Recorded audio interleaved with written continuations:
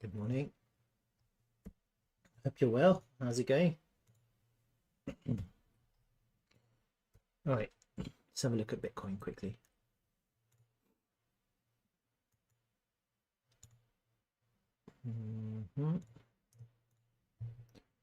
So let me have a look at my trade plan yesterday.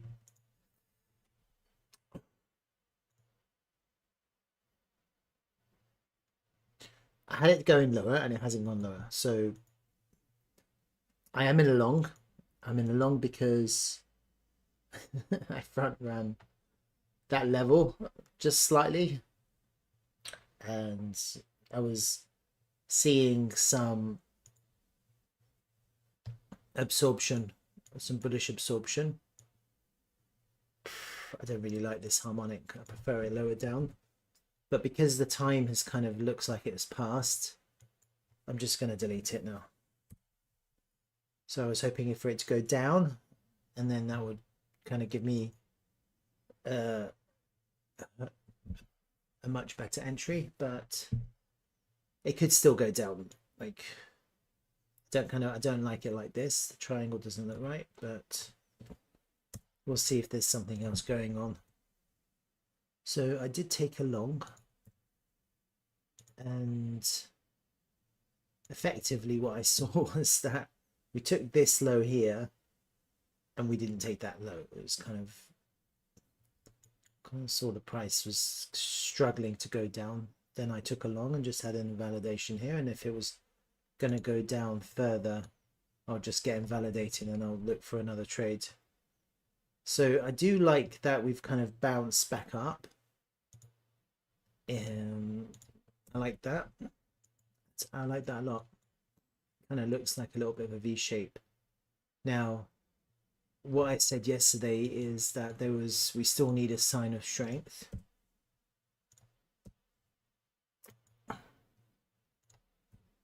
So this isn't really a sign of strength, not yet, because it's just ranging in the lows at the moment. And there is a level. If you look on the daily chart, let me have a look. No, we're kind of in between lots of different places.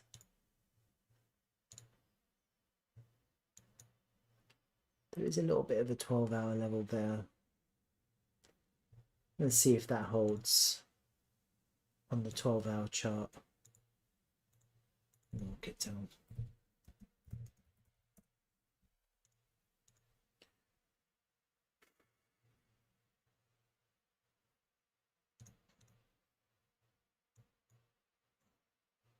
Really what we need for the price to become a little bit more bullish is to get back into this value area. But I do see that there's a little bit of a 12-hour level here holding, so hopefully what we might experience is a little bit of consolidation, hopefully to make a push up, and then that should go up quite quickly if we get back into the value area, back up to the point of control. So that's kind of what I'm imagining right now.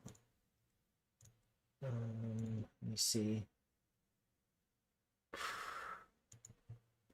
That will be the 50% of the range where the point of control is, and that'll be a good place to take most of the profit. And then if it continues, then it could continue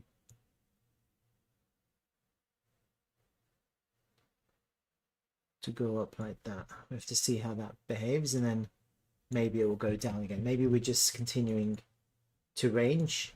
What's interesting about this weekend is that we have a weekly candle that's going to print. So these are quite exciting to see the weekly candles. At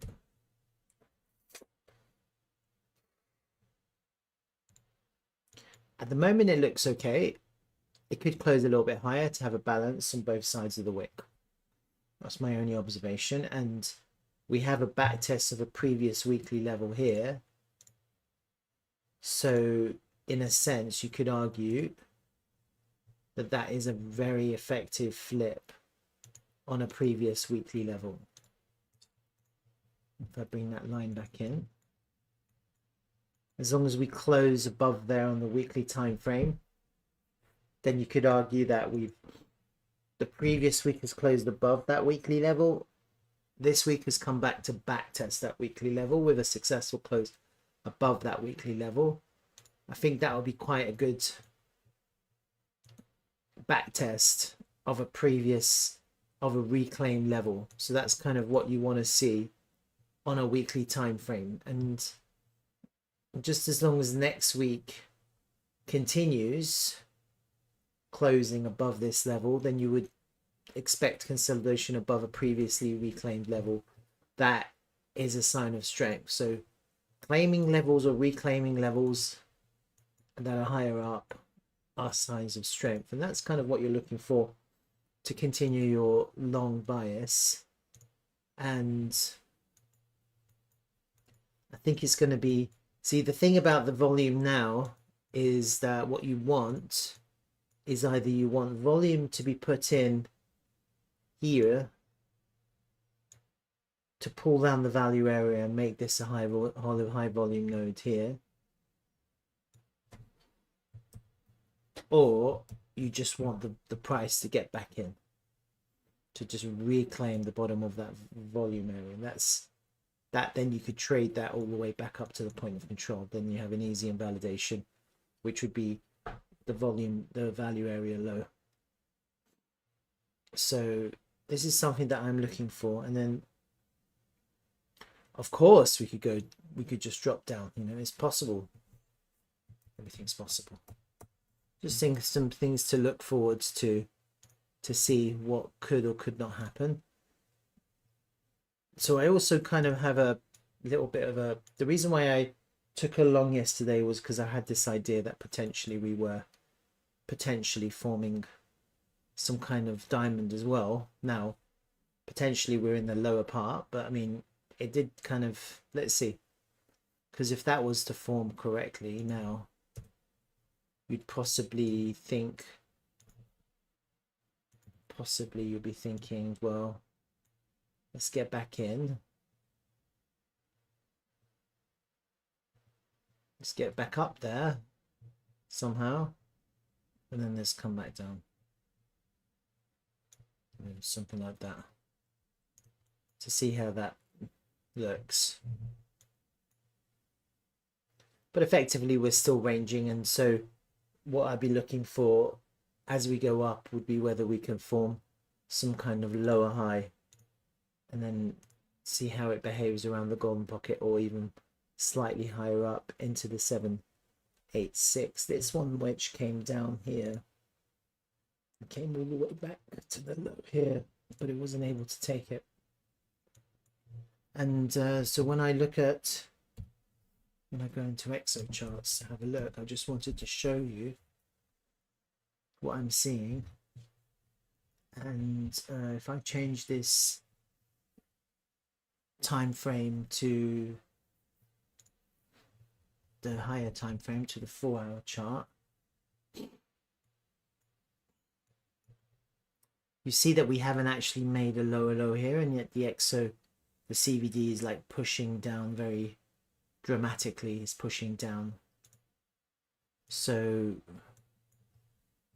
there's definitely some kind of higher level absorption going on. And the other thing I've noticed is that we're not getting crazy liquidations on the sell side, so the shorts aren't really being liquidated.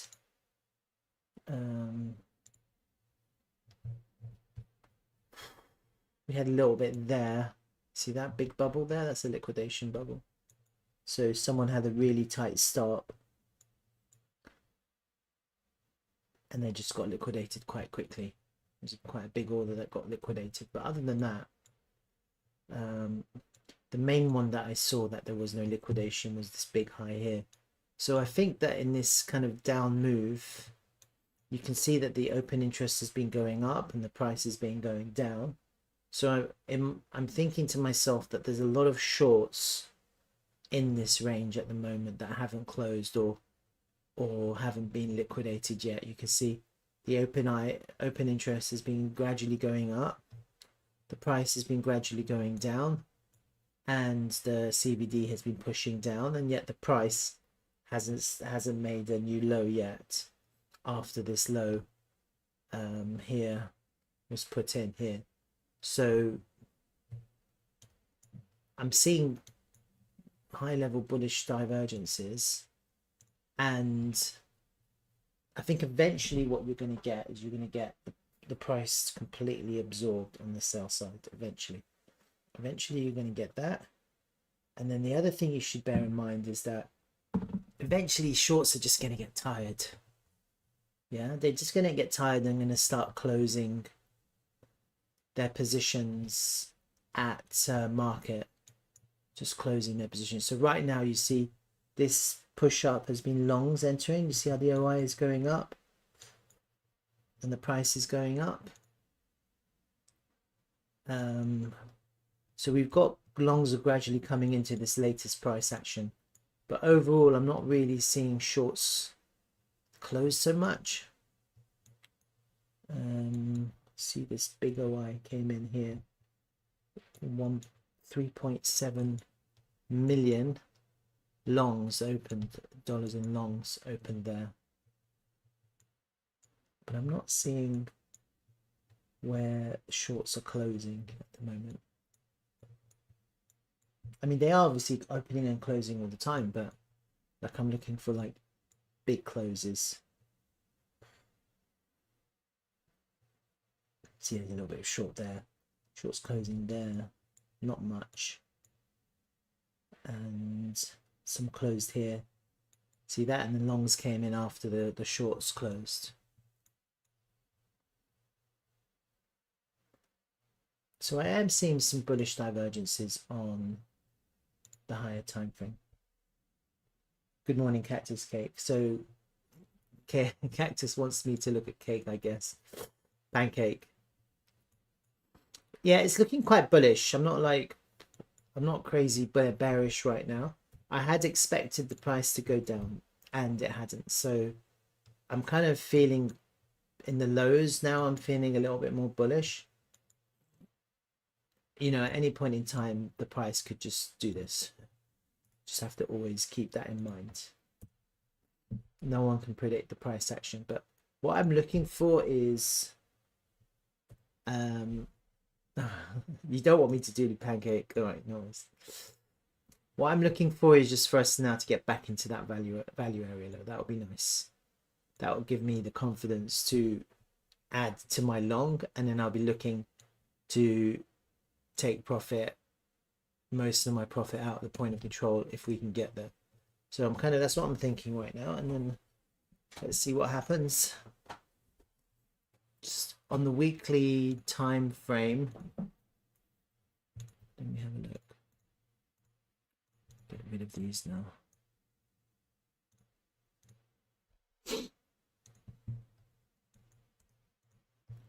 So I kind of like this weekly candle now, to be fair. I do like it. I like it because we have this previous weekly level going back December 21. Last week we closed, i.e. this week or last week we closed above it, and this week it looks like we've come to back test it, and that's quite good. That's kind of what you want to see. You want to see a major level like that to either reject or to break and to be back tested, and then the next week we have to see. So see, the problem with creating candles like this, and we obviously hasn't closed yet, so we still have 1.5 days to go. The problem in creating candles like this is you create a new level above you. See, that's the problem. So then the next week will be the test, because then you have to see whether the price, when it goes back up, I zoom in a little bit on the weekly time frame, and this top one hasn't been created yet, so we just have to wait for the weekly close this week. If the weekly closes up here, then obviously that doesn't exist anymore. That weekly level doesn't exist. So it only exists if this week closes as a red week. Then you have a level up there as a brand new level. And so let's say for the sake of argument, the weekly candle will close above the previous week, which is like a weekly back test, and it below that level, which means it would create a brand new level. And then on the weekly time frame, you have a brand new liquidity level above us. And then you just have to see how the price behaves as the price goes up into that level, because that will be a good place to short. Not only will then you have a swing failure of these highs. So I'm just contemplating the future now. You will also potentially have the golden pocket on this extension, on this retracement there. And potentially you're looking at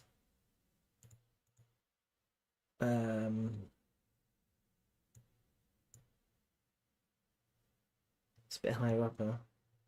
Let me zoom in.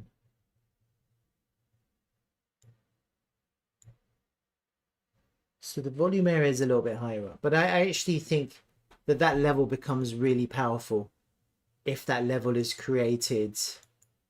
And the only way that level is going to be created is if we get a weekly close underneath that level, because that's where the weekly closed last week. So basically you're forming a green candle followed by a red candle. And as long as the weekly closes above this lower level, we're still trapped, but now we're trapped between these two levels on the weekly time frame. But then I would be thinking about a short into that level.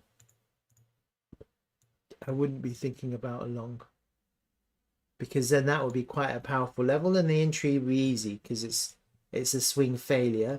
The only thing is this point of control that sits in the way, because you're basically shorting potentially into support. So hypothetically, this just has to close somewhere by Monday morning, Sunday night. Then we go up, and then you short as you get a swing failure,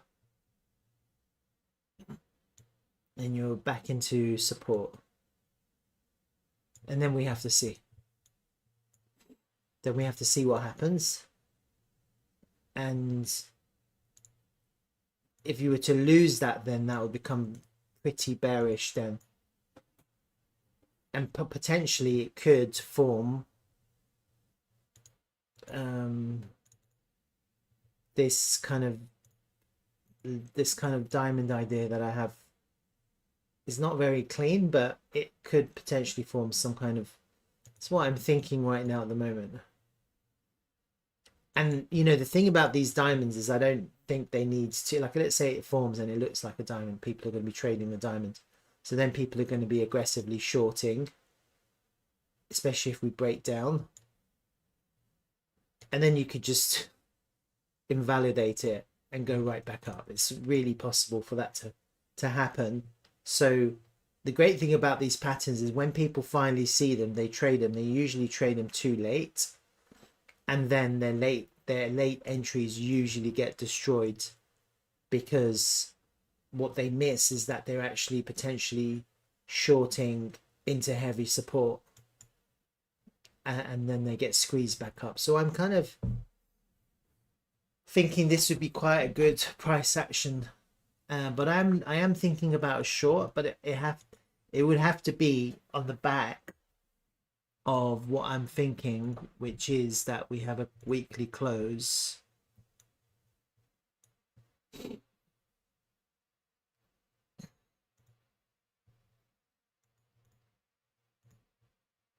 which is a red close. It would have to be a red week, and I can't predict that. No one can predict that. if for some reason we have a crazy rally tomorrow, then that could easily close green. I don't think green would be look good either, because you're looking at like a what doji is that? Let me have a look. Doji patterns. I always forget their names. Like a dragonfly. It'd be like if we were to close of a green candle now, it wouldn't look good either, because you're looking at a dragonfly doji in the highs. That's not a bullish.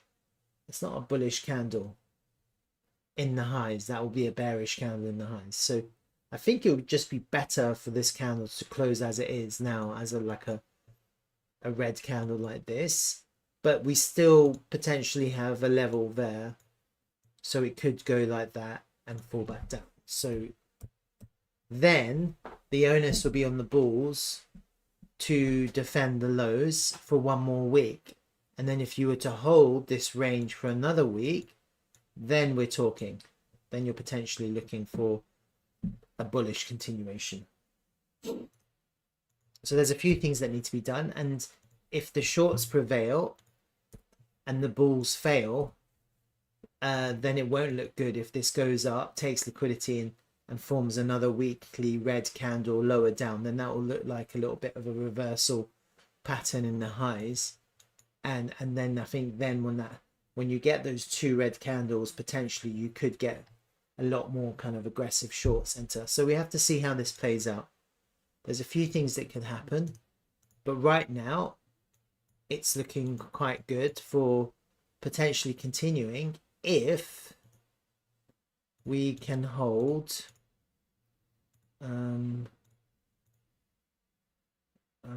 which one was it? I'm thinking this line that I've drawn, this like 12-hour level. This 12-hour level. So, I mean, at the moment we're above a 236, but if we were to come back a little bit, then I'm thinking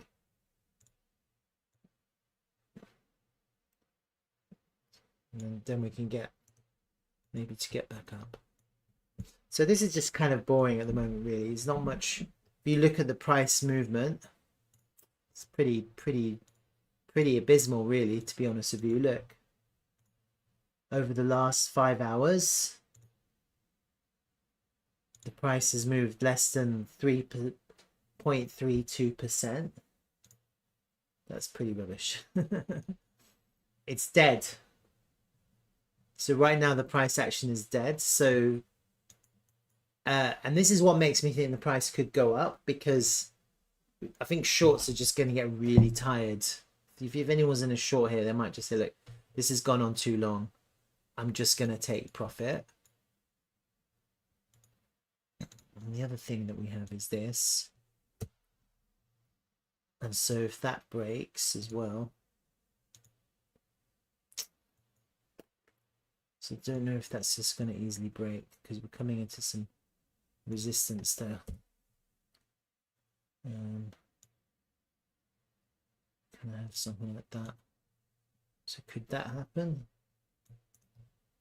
Yeah, there's a few things that could happen in this kind of price action that would look correct in terms of the way the price is moving and how it would move down. Right, some things to bear in mind. Now, if I was to just do something else, if I was to do it to there, no, I don't like that pivot, because I was originally, unless it go lower, like a bigger one here.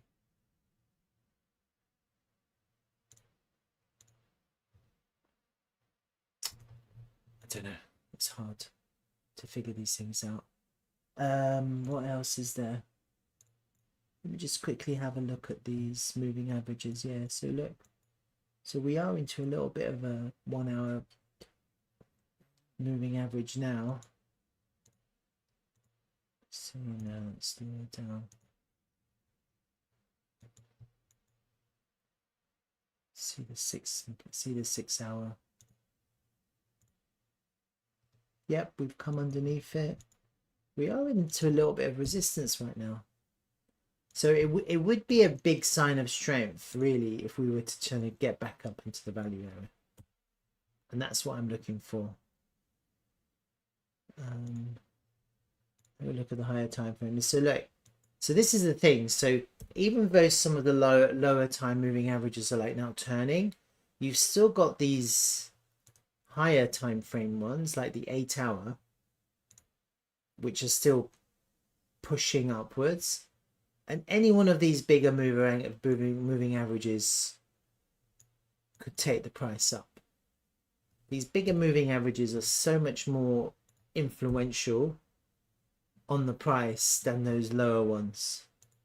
This is something to bear in mind. And these are kind of rapidly ascending. So there's no reason to think that the price is just going to do that. It just doesn't make any sense. There's always going to be some kind of reaction. Like if you look here, this is the 8 hour, the same, it was ascending quite steeply. And then they see when the price did come back in, it just couldn't get through until it eventually did. And then it rubbered back up anyway.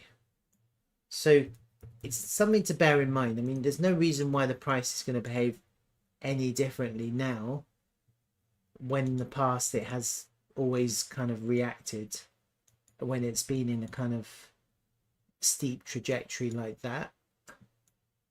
So that's kind of what I'm thinking. I'm thinking there's no reason to get bearish, and as long as we just keep on ranging here, there's every chance that eventually we're going to break out to the upside. If we start going down, then that's a different story. And again, for me to get completely bearish, I think I'm looking to lose that previous high. That for me in the back test, and then I'll be thinking, okay, easy invalidation. You can become bearish, because then if the price was to go back up, you could get bullish again. So when you have those kind of significant levels, then it's easy to change your bias based on where the price is under or underneath those levels. And that's just something that I'm kind of keeping an eye on. I'll give you an example here. Look, these previous high here,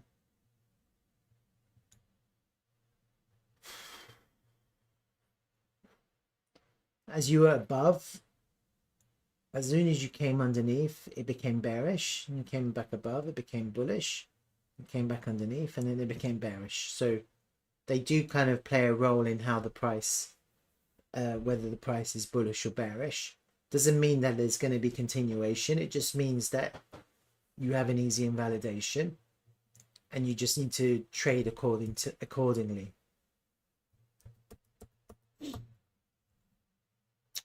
Yeah, I don't mind the weekly candle actually. So let me just hide these again. Good one. Right, that's that.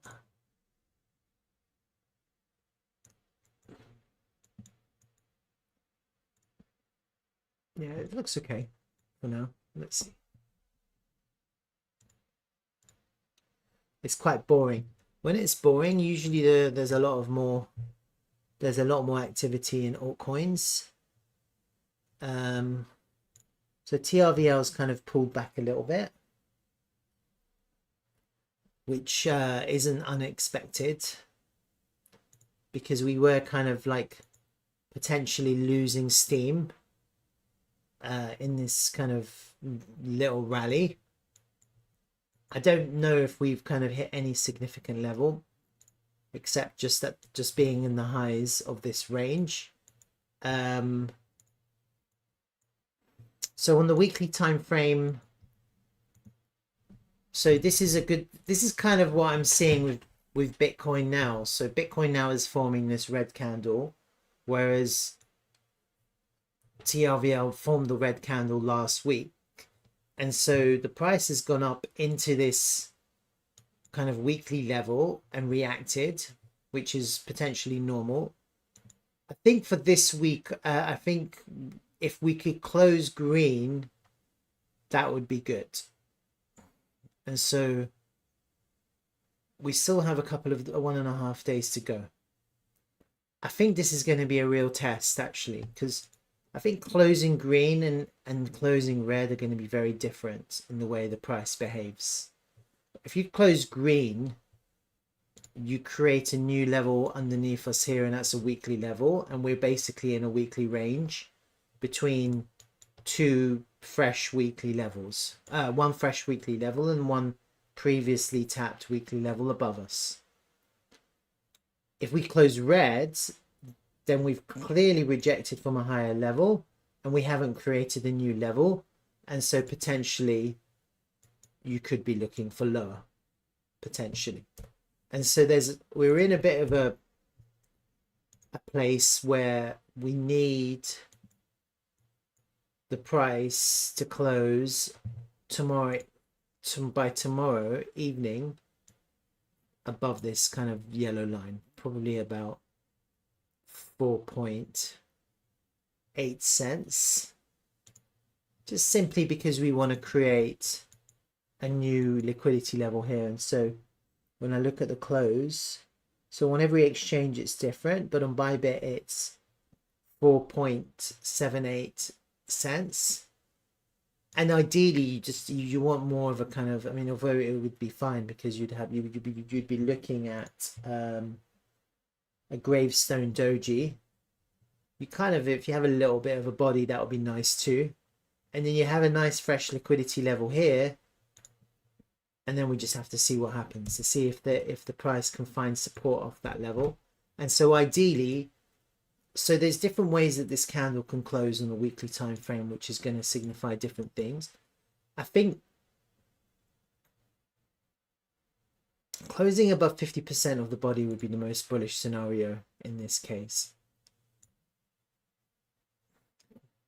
Closing underneath, there's still hope, but it's harder because you have less body to fall back into that level. You have less room to fall back into that level. As you sometimes when you create these candles, you need a little bit of room for the price to pull back before it hits the level, so that when it hits the level, the price is a little bit exhausted before the price can reverse. So this is kind of the lines that I'm having in my mind. You have the weekly level up here, which was cleared.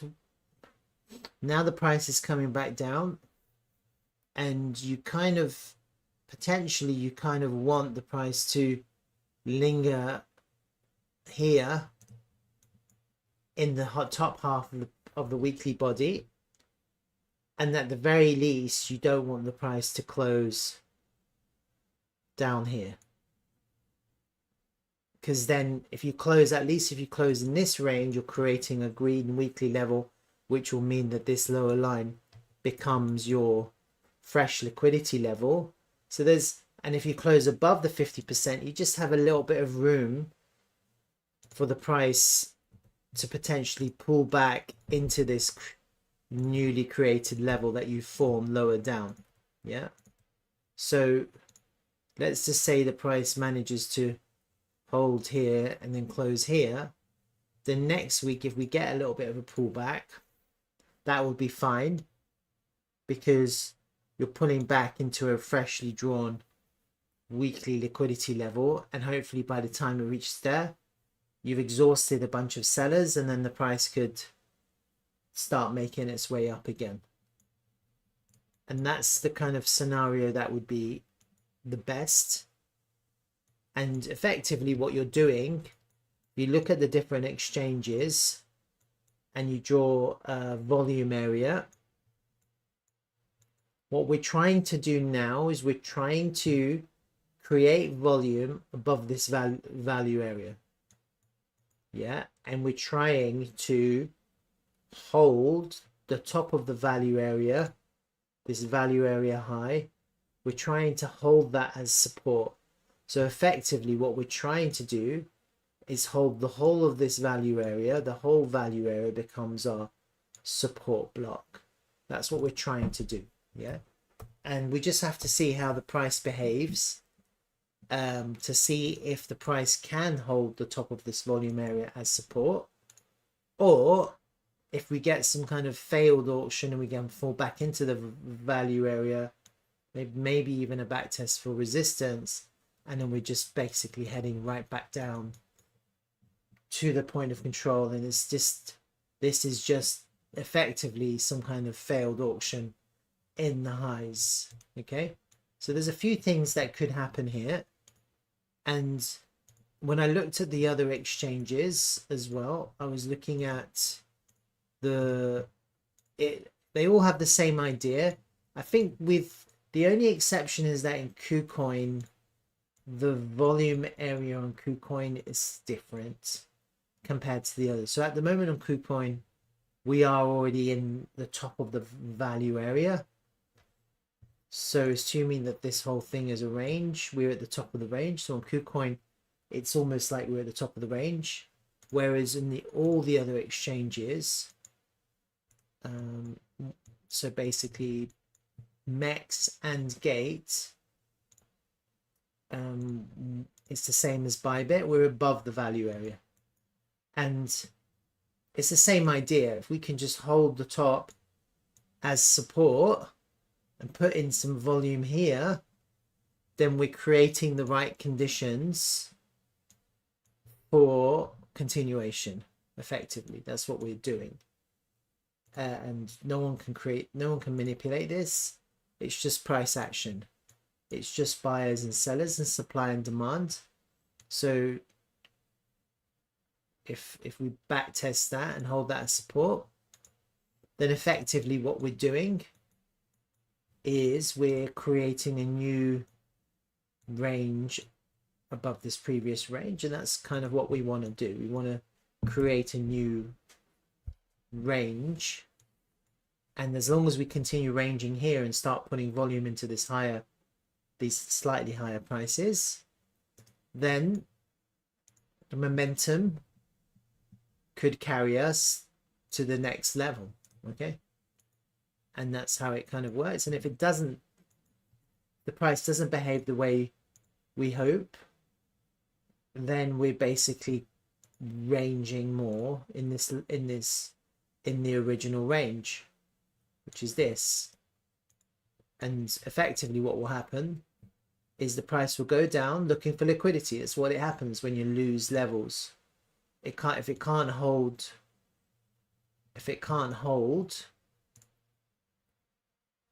then it will just go down looking for liquidity to see where there's more liquidity, until it finds liquidity, until the sellers are finally exhausted, and then the price just comes back up again, and then we just have to make another attempt. What happens then is that you just have a much more prolonged period of consolidation, and you have potentially you have a much wider range potentially. So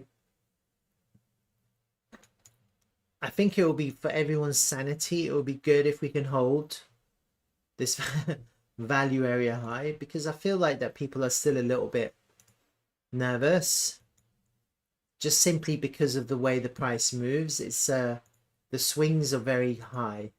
So just now, even in the last however many minutes that we've pulled back a little bit from this top and this high here, you know, we're already down 3.5%, 3.3%.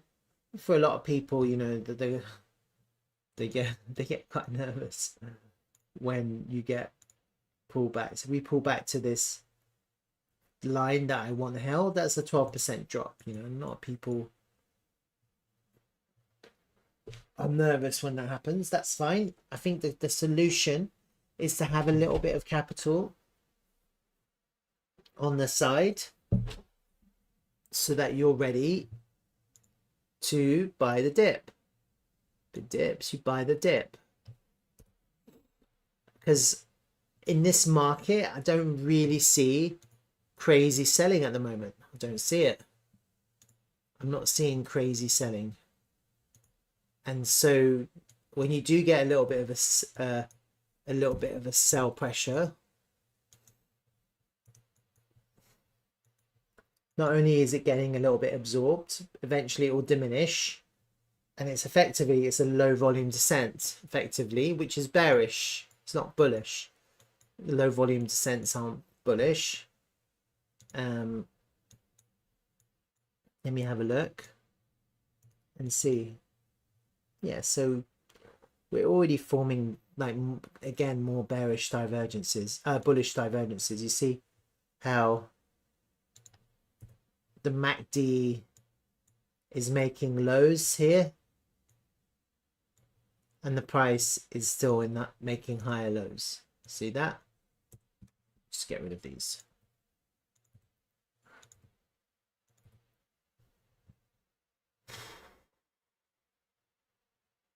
So there is absorption going on. The CCI is the same thing. You see how on the CCI we've just made like lower low, and we're actually forming higher lows potentially here.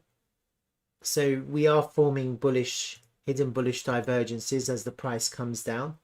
I'm not saying that there aren't bearish divergences as the price go up. It's a different kind of divergence as the price goes up.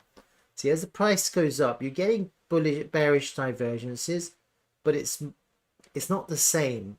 It's not absorption. It's it's a lack. So the price is going up and the MACD isn't going up.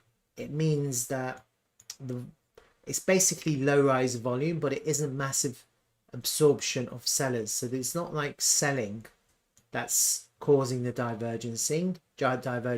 It's the lack of volume. Whereas on the way down, it's buying is causing the bullish divergence. It's different. It's not lack of volume, it's buying. So the price going down is going into buying. The price going up is just going into lack of volume. It's going into empty order books, which is creating those bearish divergences. And so those bearish divergences exist, but they're not especially strong. And so the ones coming down the bullish divergence are much stronger because you have the oscillators making lower lows, but the price is making higher lows. Yeah, and I can see that's continuous throughout the course of this accumulation periods that we've been having through and through.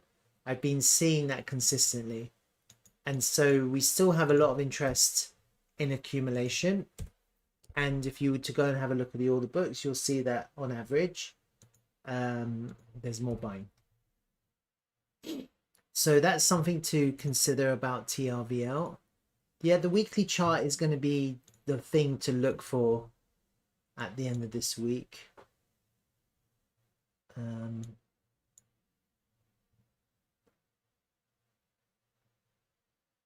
me have a look. That's going to be something to pay attention to. And to be fair, I really like red candles on the way up. Yeah. It's quite scary when you get just green candles on the way up.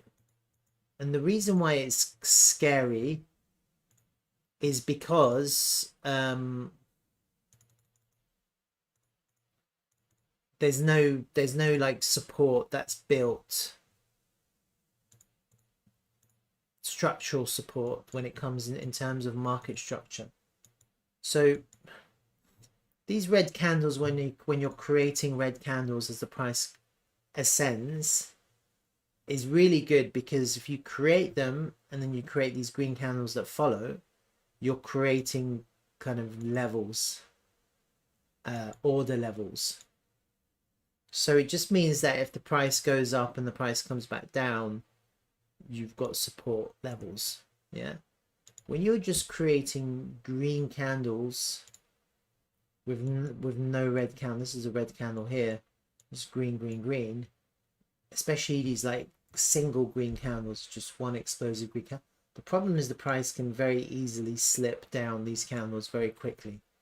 Yeah, and so I don't really have a problem if the price one week, 2 week, like on our ascent, we are forming red candles and then green candles, red candles. That's like the healthiest way to ascend. And so if we were to ascend with red candles, that's really healthy, especially on the higher time frame. And so actually right now, looking at the monthly time frame, it hasn't closed yet, but you see on the monthly time frame, we have 3 green candles in a row. And so the nearest red candle below us is this red candle here. It's not too far away, but like if we were to just continue greening all the way up, then you have to consider that we're still far away from this monthly red candle. It becomes further and further away. So potentially it'll be a lot healthier in the future if, as we do ascend, we do create like 1 monthly red candle before we get a continuation, you know. And if that was to continue, it wouldn't be bearish, it would actually be bullish. And in the same way that the price, as the price was descending, you created these green candles, it just, as the price tried to bounce back up, they formed levels of resistance which prevented the price to just bounce up. Yeah, so on the way down, when you create green candles, you're creating resistance, and on the way up, as you're creating red candles, you're creating support. And so we, you know, there are a few levels of resistance. This one's washed because of these wicks, but potentially that one's washed too. Potentially that's the next kind of level of resistance in a slightly higher time frame. But it's good because as we're going up now, we are creating red candles. That's what you want to see. You want to create red candles on the ascent. We don't just want it to be green, green, green, green, green. We want it to be red. And especially after we are able one day to flip this 9 cent mark, it would be really amazing to get up there and form, you know, a nice back test, red candle, maybe a couple, just to show that there's a little bit of structural support being built above 9 cents.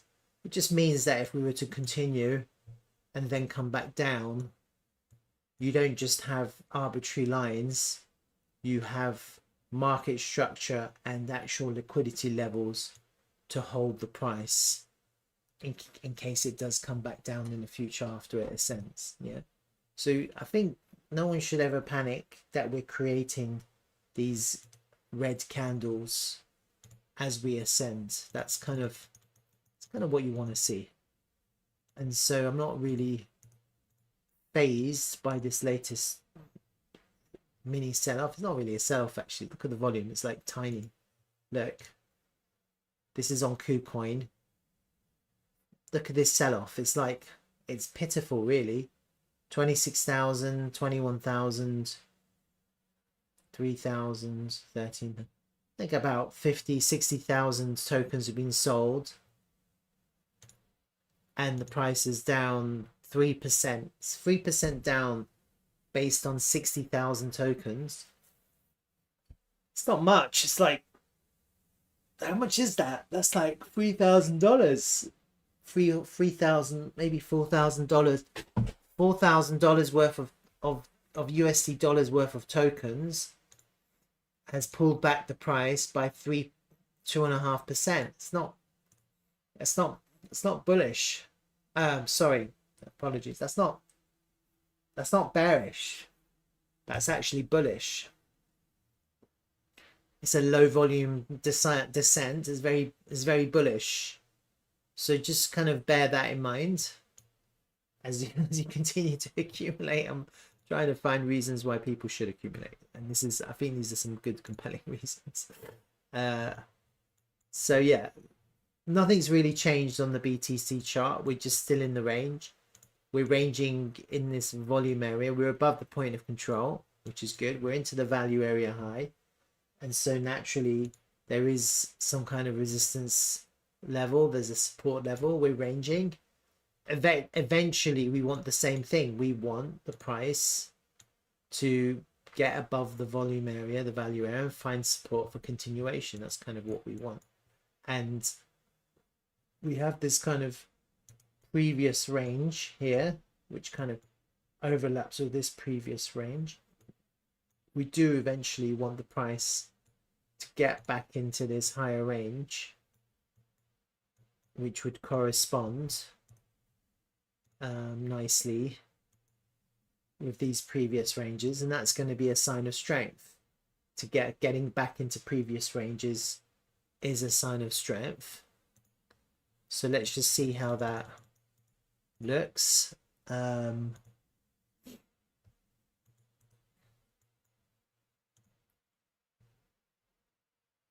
The other line that I had,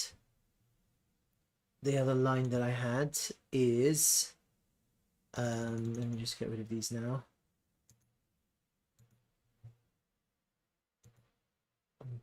It doesn't really matter, right? Is the higher time frame fib levels.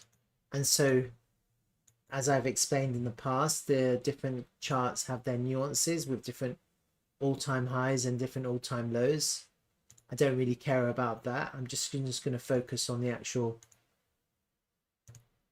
correct figures. So you see, this is Bybit, and if you take it from the Bybit all-time high, which is incorrect, which is 4.5 almost, down to the Bybit all-time low, which is also incorrect, which is all the way down at 1.2 cents, you'll notice that we are on the Bybit chart, we're above the 236. Now, if you were to use the correct figures, which is 1.56, roughly, to 1.9,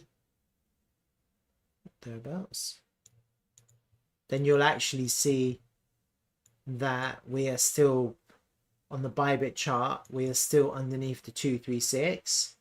So there's a little bit of divergence in the information, and I don't know if people are using the correct figures. I don't know that. I think maybe some people are using just top to tip to toe. And the funny thing is that KuCoin, because the top on KuCoin is slightly lower, what you have is you have it looks like on KuCoin we've actually easily found acceptance above this level. We haven't back tested it yet, but we found some kind of acceptance. Similar with Bybit, but this is not, again, this isn't incorrect. And then if you go to Gate,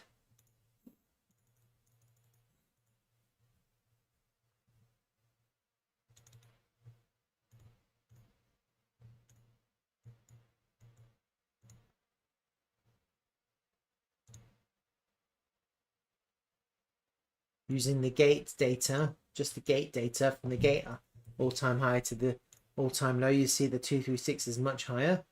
But again, if you use the correct figures, which is from 1.56 down to the all-time low, you see we're still actually still underneath that level. So I think I'm just going to be a lot more satisfied when we do finally get up there and start finding support. I think these fib levels are so important. Like, I can't reiterate how important these fib levels are. And I think once you get back up there, you're back into this, you know, you're back into the meat of this range, you're back above a significant fib level, a higher time, then I think you're just going to get relentless buying, because you're in a support level now. You've cleared all of these lows and you flipped a major fib into support, and you're all of this is, I don't, we might not even, it may be difficult to go back down then. So we still have a little bit of work to do, and I think we're doing a really good job. and I think effectively what we want to do is suck up the selling, like literally absorb all of the selling.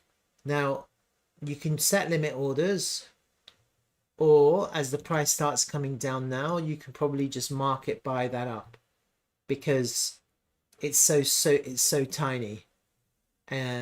The volume is so low, you might just want to fill. As the price comes down, you can just suck it up. You can just eat that dip and just take the price slightly, keep on taking the price up until eventually we can ascend above 5.5 cents and hold it as a back test. And potentially you'll be going into like the 6 cent mark, and then we're forming a new range there, potentially trying to hold the range there. And then I don't mind then if the range was to kind of extend for a little bit until we can figure out what to do next, and hopefully that will be continuation. Hopefully that will be continuation, and that will be nice. And what I'm starting to see form is a continuation of this idea which I have, which is some sort of this kind of Adam and Eve pattern.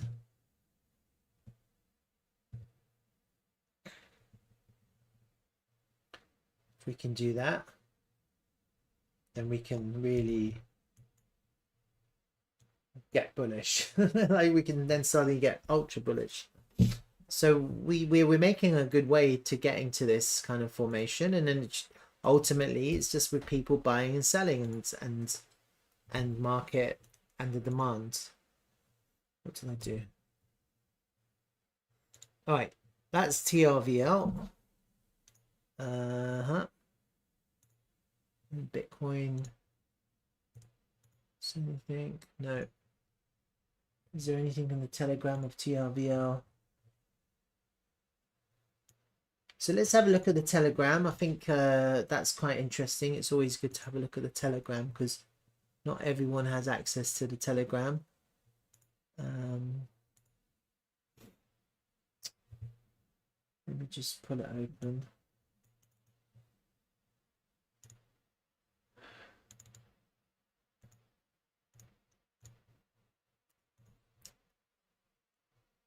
So Travalos is asking, good morning, any idea when the official rollout of this travel NFT stamps for all users? Okay. Don't know if his question was answered. Travalos. Jack Cassis says Airbnb raising fees, they must want to be spanked. Exactly. Let's do it. New booking process, new operator sign up, new operator sign up, new booking process, new booking process. Look at this. Bookings are going up, operators are increasing. New operator. Look at this. New booking, direct booking site. Let me have a look at that, because I like to do this kind of stuff. Quickly have a look. Is that it? Nope, you can't see it. Let me try and look at it again. There. Look at this. This is nice. Helen. This is lovely. Look at that. In Mexico. So this guy's on Airbnb as well. Look at these reviews. These are cool. So you can see his Airbnb reviews. And he has a link probably somewhere. A villa in Lyon. That's nice. Apartment in Tulum. Look at that bath. These are nice. This is nice. And look at that swimming pool. Playa del Carmen. The Elements Beach. Let's go to the beach. Okay, it's in Spanish. So This is one for the team. Can we get a translate going here? A little bit of a translate button. Click, or automated. That'd be nice.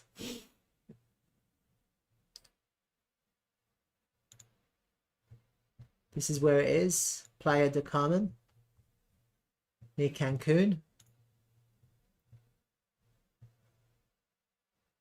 His Airbnb profile. Let's have a look at all the pictures. Let's see if we see the beach. Look at that shower. It's nice.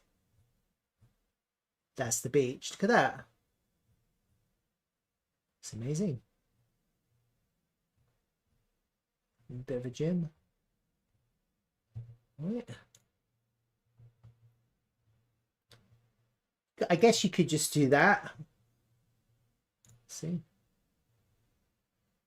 Translate full page. Just translate the full page. Did that work? There you go. Discover comfort at the elements. Playa del Carmen, an ideal paradise to dream and rest with an avant-garde living room and garden that invites you to immerse yourself in the infinity pool. Live in Caribbean charm, just steps on the ocean, in a space designed to delight your senses and enrich your stay. Your exclusive getaway awaits you.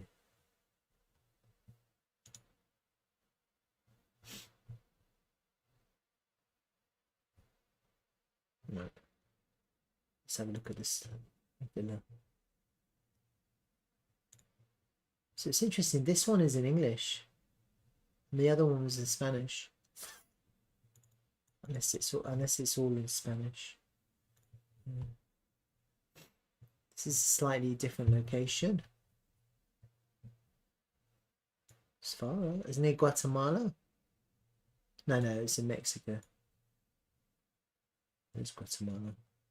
It's like dead center of Mexico. It's like really.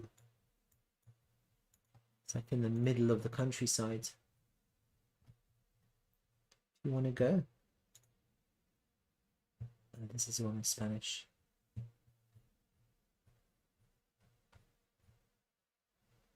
Wow. Look at these houses in Mexico. Oh my God, Mexico. Up and coming.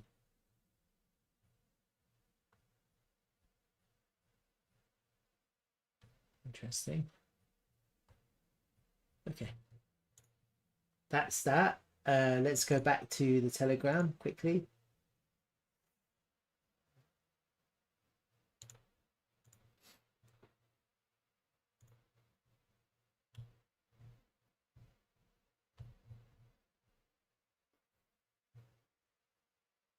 So Travalos' question needs to be answered. Good morning. Any idea when the official rollout?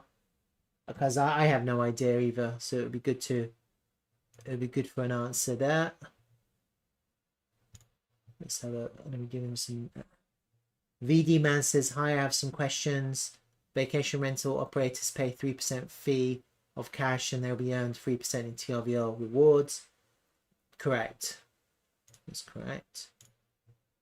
What can vacation rental operator use travel for when they sign up? Can they stake? Get some rewards. So James answers, great question. We're revising our tokenomics, so these questions will be answered correct.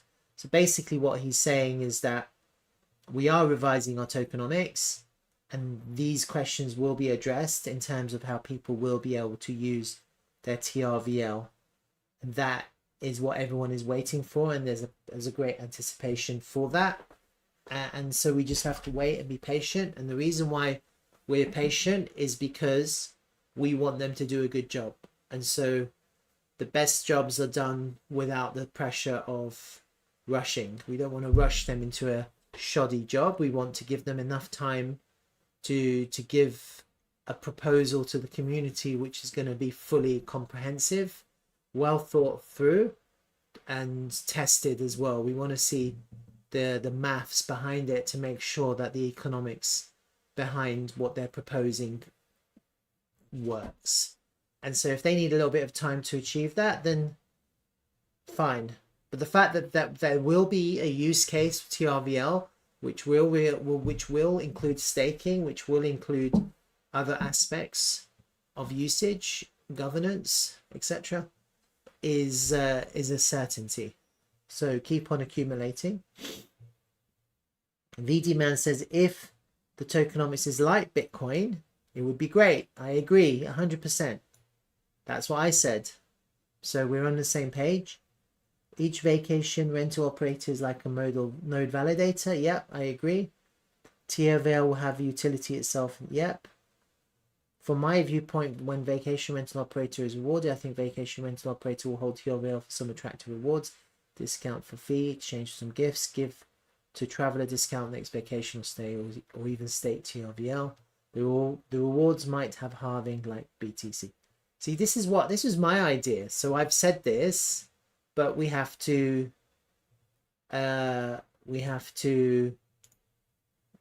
as a community and as a DAO, we have to wait for their proposals and then we can comment. And then we have to vote. And if people are not happy with their proposals, then they have to give their suggestions to see how we can revise it. But at the end of the day, the community will decide in a vote, right? So one of the ways to have influence is to accumulate more tokens so that when it comes to the crunch point, we can vote for what we want and we can influence it in our feedback. So all of these feedback, the more people feedback, the more influence that they will have, because it's good to be vocal. All right, that's that. Let me have a look at other things. Let me see. Anything else? Let's go back to that page. So we can close that now.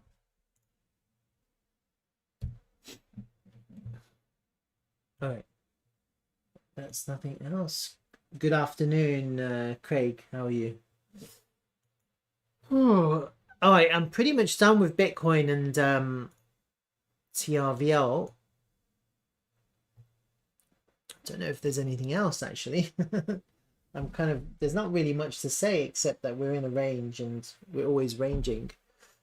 Unless there's anything else anyone wants me to have a look at. Let me have a look at Manta, actually. It's interesting.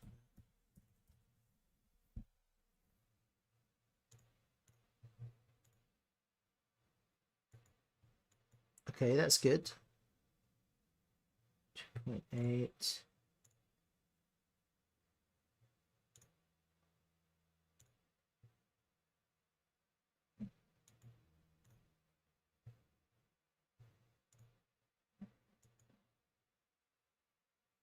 Got here late. No, it's not late, dude. It's fine. I got here late, to be honest with you. I'm trying to do him a little bit later because I looked at my YouTube analytics and I saw that a lot of people are actually coming online a little bit later, not so early. So it's probably better for me to start a little bit later these days. I actually bought some Manta a bit earlier, so it's kind of up a little bit. Oh my God, look at that.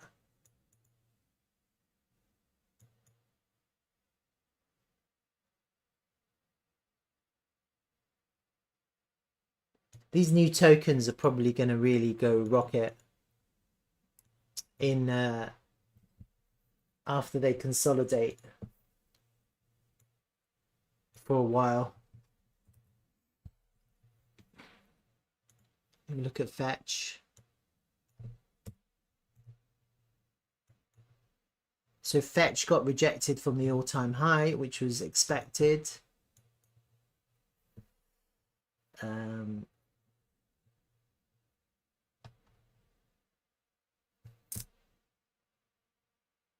There's a lot of coins pumping today, huh? Even these shit coins.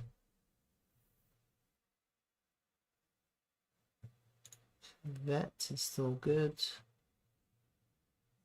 Which one is yours? Solana.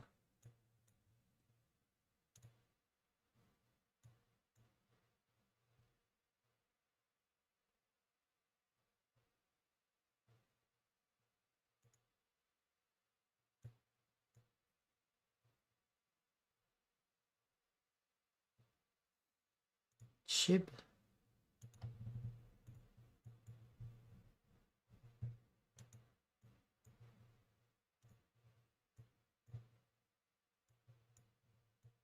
It's a lot of volume put in on SHIB at this this level. See that? So eventually what will happen is that SHIB will break out eventually. Don't know how. Going back to the all-time high from the current price, you're looking at an 8x, and you still have this this kind of golden pocket area to contend with. There be a little bit of resistance.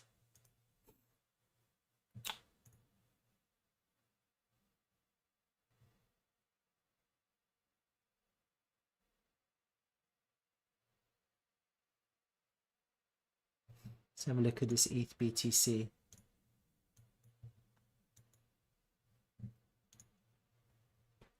Let me go to my other charts actually.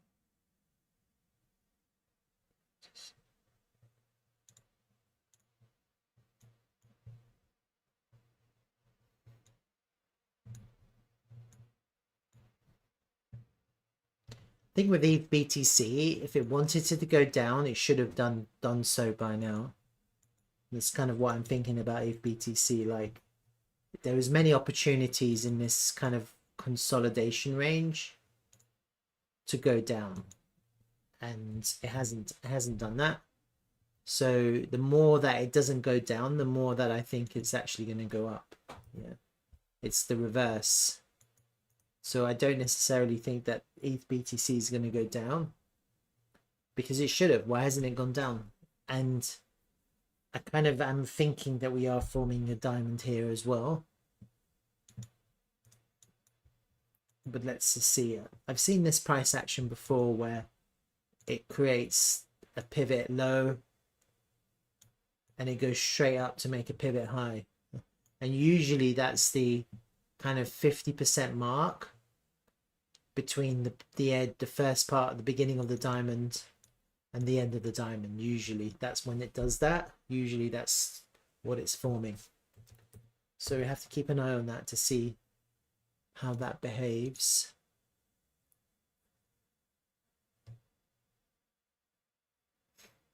I don't really have anything else to say, to be honest with you. I mean, it looks okay. TRVL is pulling back a little bit.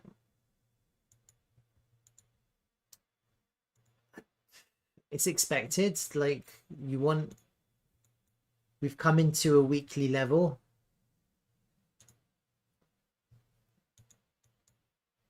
As long as we're forming a green weekly level here, I'll be okay.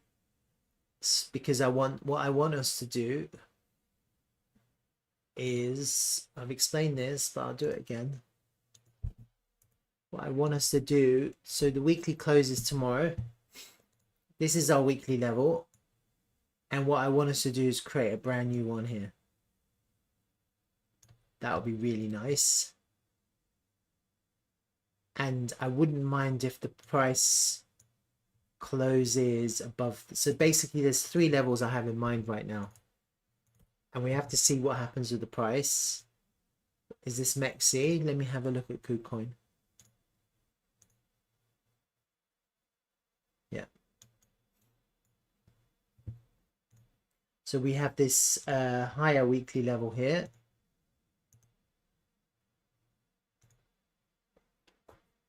We have this old weekly level here.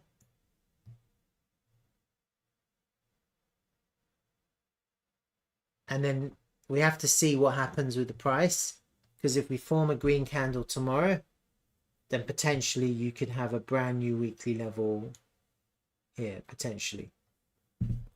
Let's see how that looks on the price action at the lower time frames. It's kind of where the price is right now, between these, potentially between these 3 higher levels. And as I think if we were to close on the weekly level, if the weekly candle was to close above here, that would be really good. That would be a really strong sign, because then we're closing above a previous level, which is like a reclaim, and also we've created a new level underneath us. And so this level here underneath us, you only create if the weekly can close above this level, because it's the previous week. It would be the previous week open, or wait, close. And so this week has to close higher. Then you create a new liquidity level. And so we're basically, effectively, we're in this upper range here.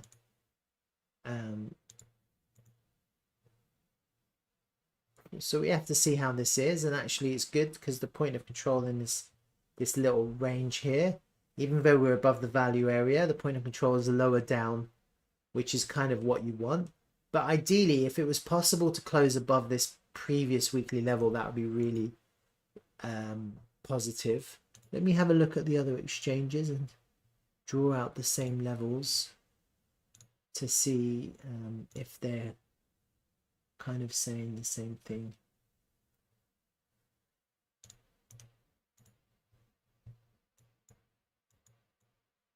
So let me just quickly draw those.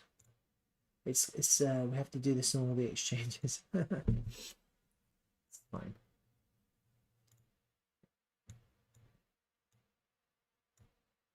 And then potentially one there. Let's see what that looks like.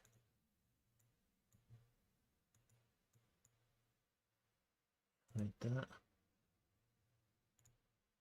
I'll just draw a new range pool.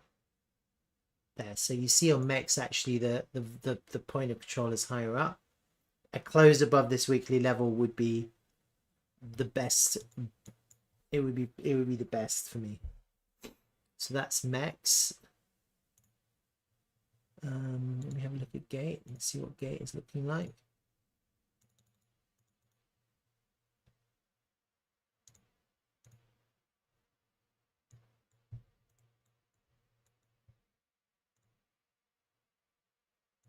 Slightly lower, potentially there, and keep an eye on these.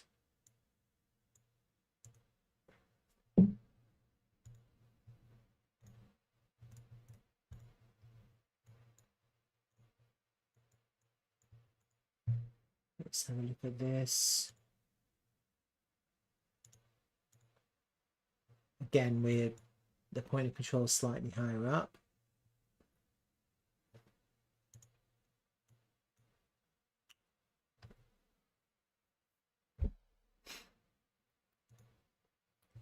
And buy a bit as well. And have a look at the BTC chart. I think this is a good discovery. So sometimes you look at these charts and you just find something new that could happen. Look at buy a bit. It's that one there.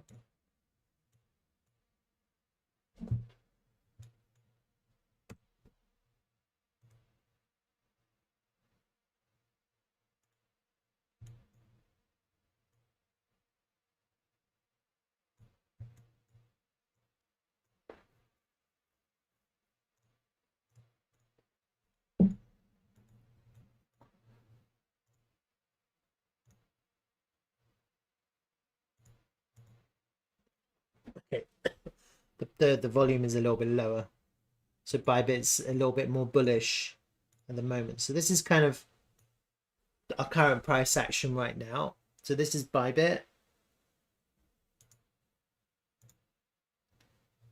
KuCoin is a little bit more bullish because we're above the value area. On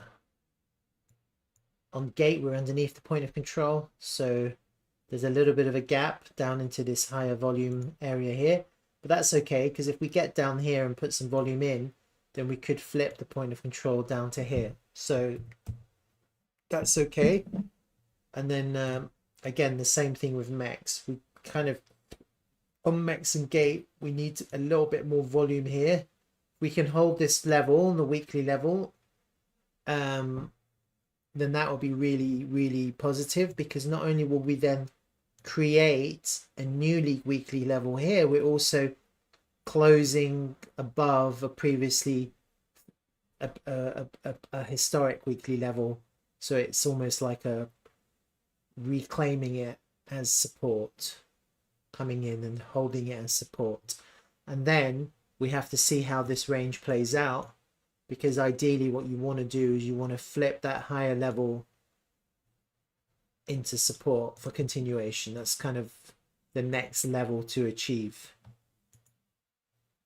And if we are able to close above this lower level, then that weekly level would be created, and that will be a new liquidity level. And so naturally it would make it a lot more difficult to go down once after we've created that level. So we're still quite in a really good place, and we just have to see how this kind of behaves after tomorrow's weekly close. Anything can happen on weekly closes, and we just have to see. If we have to see if people sell, if people buy, or if people just hodl. And we have to see where the weekly does close, and no one can predict that. At the moment we're in this kind of mini range here, and we just have to let the price consolidate before it figures itself out. Right. I kind of think like I feel like I want to chart a completely new coin actually.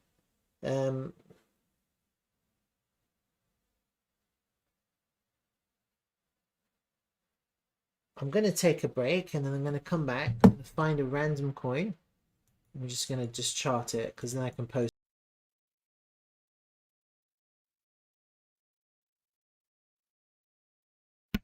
You want me to do Void? Void? Okay.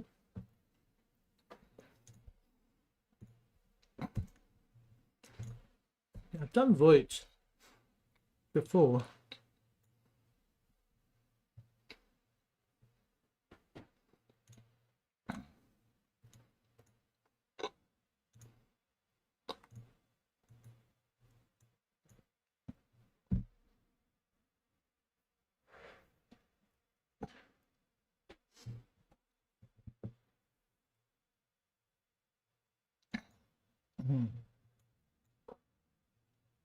Let me have a look.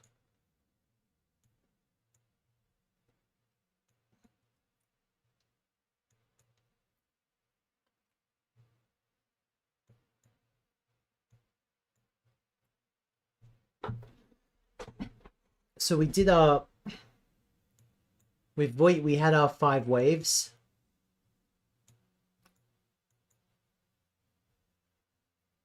We're in some kind of correction now.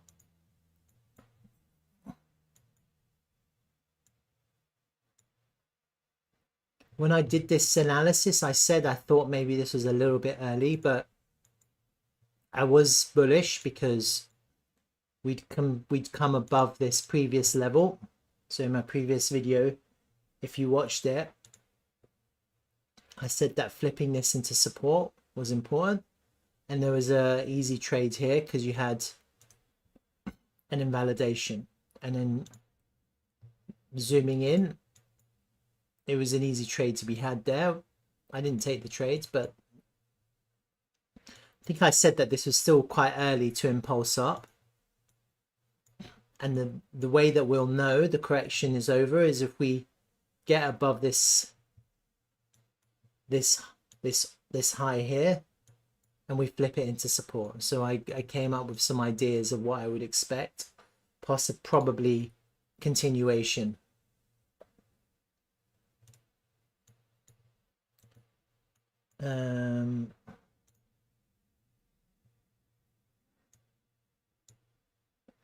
Get rid of this now.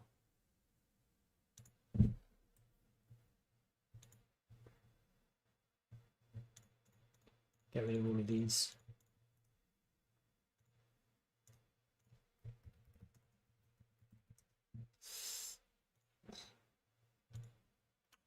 So just looking at these, this correction here, I mean, it is possible that we're forming something like this, and I think I did explain this in my previous video.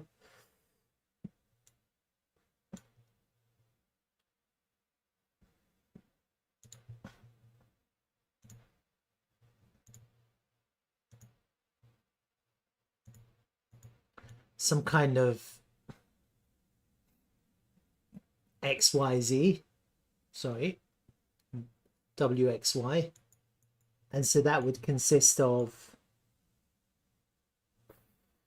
3 ABC corrections. So ABC,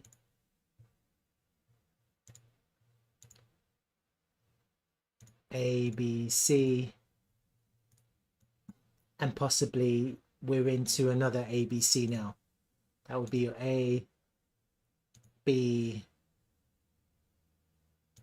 possibly a C, to complete our correction. That's kind of what I'm still thinking. In my previous video, I said that the correction might still be a little bit early, because whether this was going to impulse now or whether we're still correcting, I thought it was a little bit early before, and looking at the price action now, this could now be forming another ABC. And if it forms an ABC, then that could be completing our XY correction. And that would be the end, potentially, of the corrective move.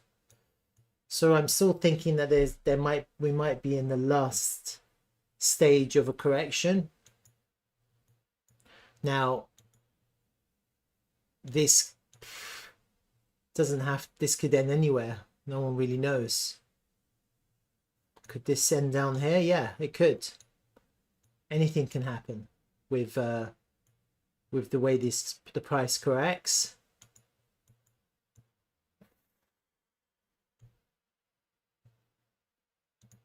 No one can really predict how the price will move. But I did think that this was a little bit early to suddenly impulse out, even though there was a long trade on the table, which I identified. I didn't take the trade, but I think most people would have taken profit on that trade, because that would have been a trade, not... I wasn't contemplating investing, I was contemplating trading. If you're investing, then you're just accumulating the dips. You're just buying the dips. If you're trading, it's different. Very different to investing. So when I contemplate or when I present trade plans, it's just trading. I'm just thinking trading.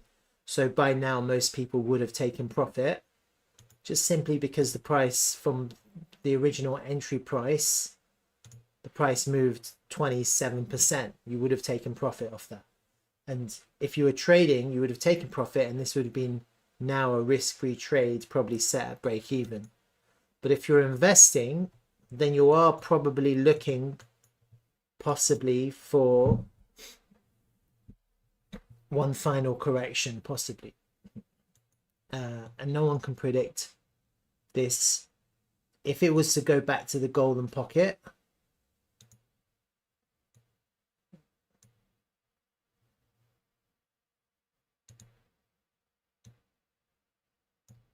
then it could possibly come down all the way down to here.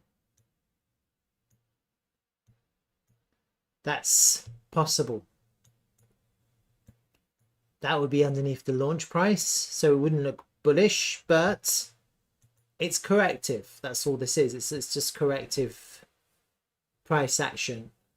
And if I take it, let me just get rid of these Elliott waves now. Hold on.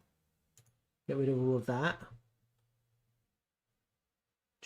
Where's this lower one? Get rid of that. And so let's just focus on this corrective move now. So from there to there.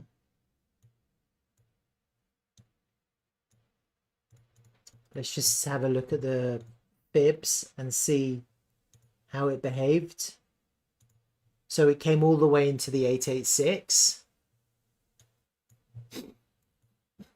what does that mean? Well, it does mean that the 886 is in play, because if the price can move to the 886 in reverse, just bear in mind that it is possible that this also on the way back down up to there, it could possibly come back down to the 886 here as well. Yeah, just to replicate the behavior that I'm seeing. If from this high here, this pivot high down to the low, it corrected all the way up to the 886. If we are correcting and we are forming an ABC, an ABC, and another ABC, then it is possible to come all the way back down to the 886 to get people bearish one last time before you get some kind of price explosion, which is what you want. But both scenarios are bullish. It's just about targets that change. Targets will always change if you have a flat correction or if you have a deeper correction. Both are bullish, but it's just about the targets. If we're able to correct and hold the launch price, wherever the launch price was again,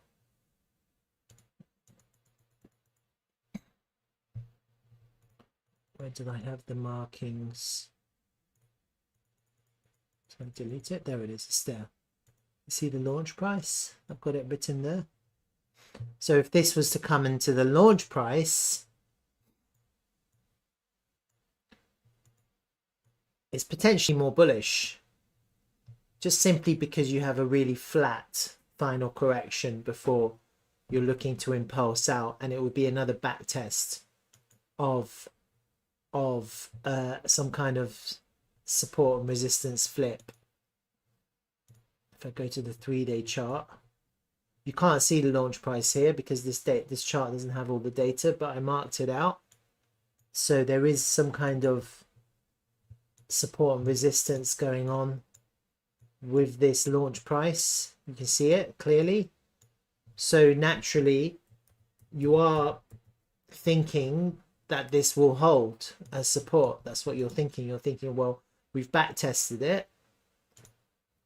Maybe we're going to have one more test, you know, and maybe now we're just consolidating in this higher range, and maybe we're looking for one more leg of the correction, which would complete this WXY, which is basically a completion of 3 back-to-back ABC corrections.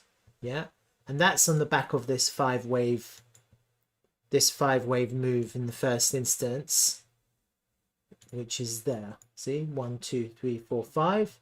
Then you go into this WXY type correction.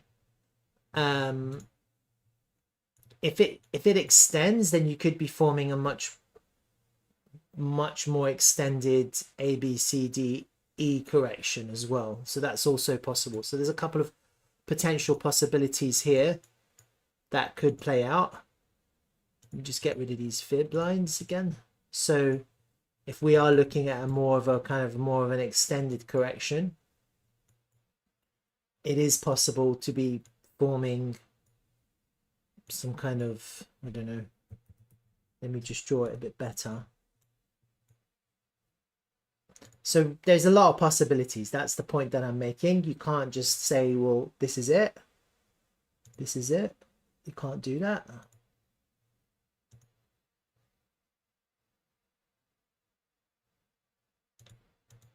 So if we're thinking now that, so there's a few things going on. Could we be finishing the Y to go up?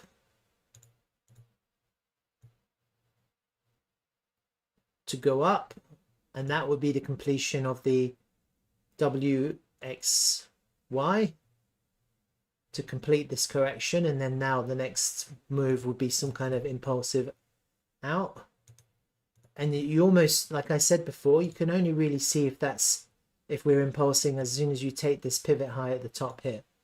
Once you take it, then you're like, okay, then you're thinking to yourself, okay, maybe now the correction's over, because now we're looking for continuation. As long as we hold that high as a support,